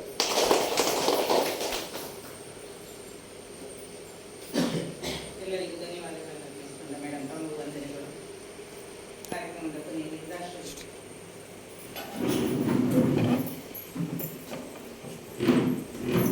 जनगण नायक जय हे भारत भाग्य विधाता, पंजाब सिंधु गुजरात मराठा द्राविड उत्कल बंगा, विंध्य हिमाचल यमुना गंगा, उच्छल जलधि तरंगा, तव शुभ नामे जागे, तव शुभ आशीष मागे, गाहे तव जय गाथा, जनगण मंगलदायक जय हे भारत भाग्य विधाता, जय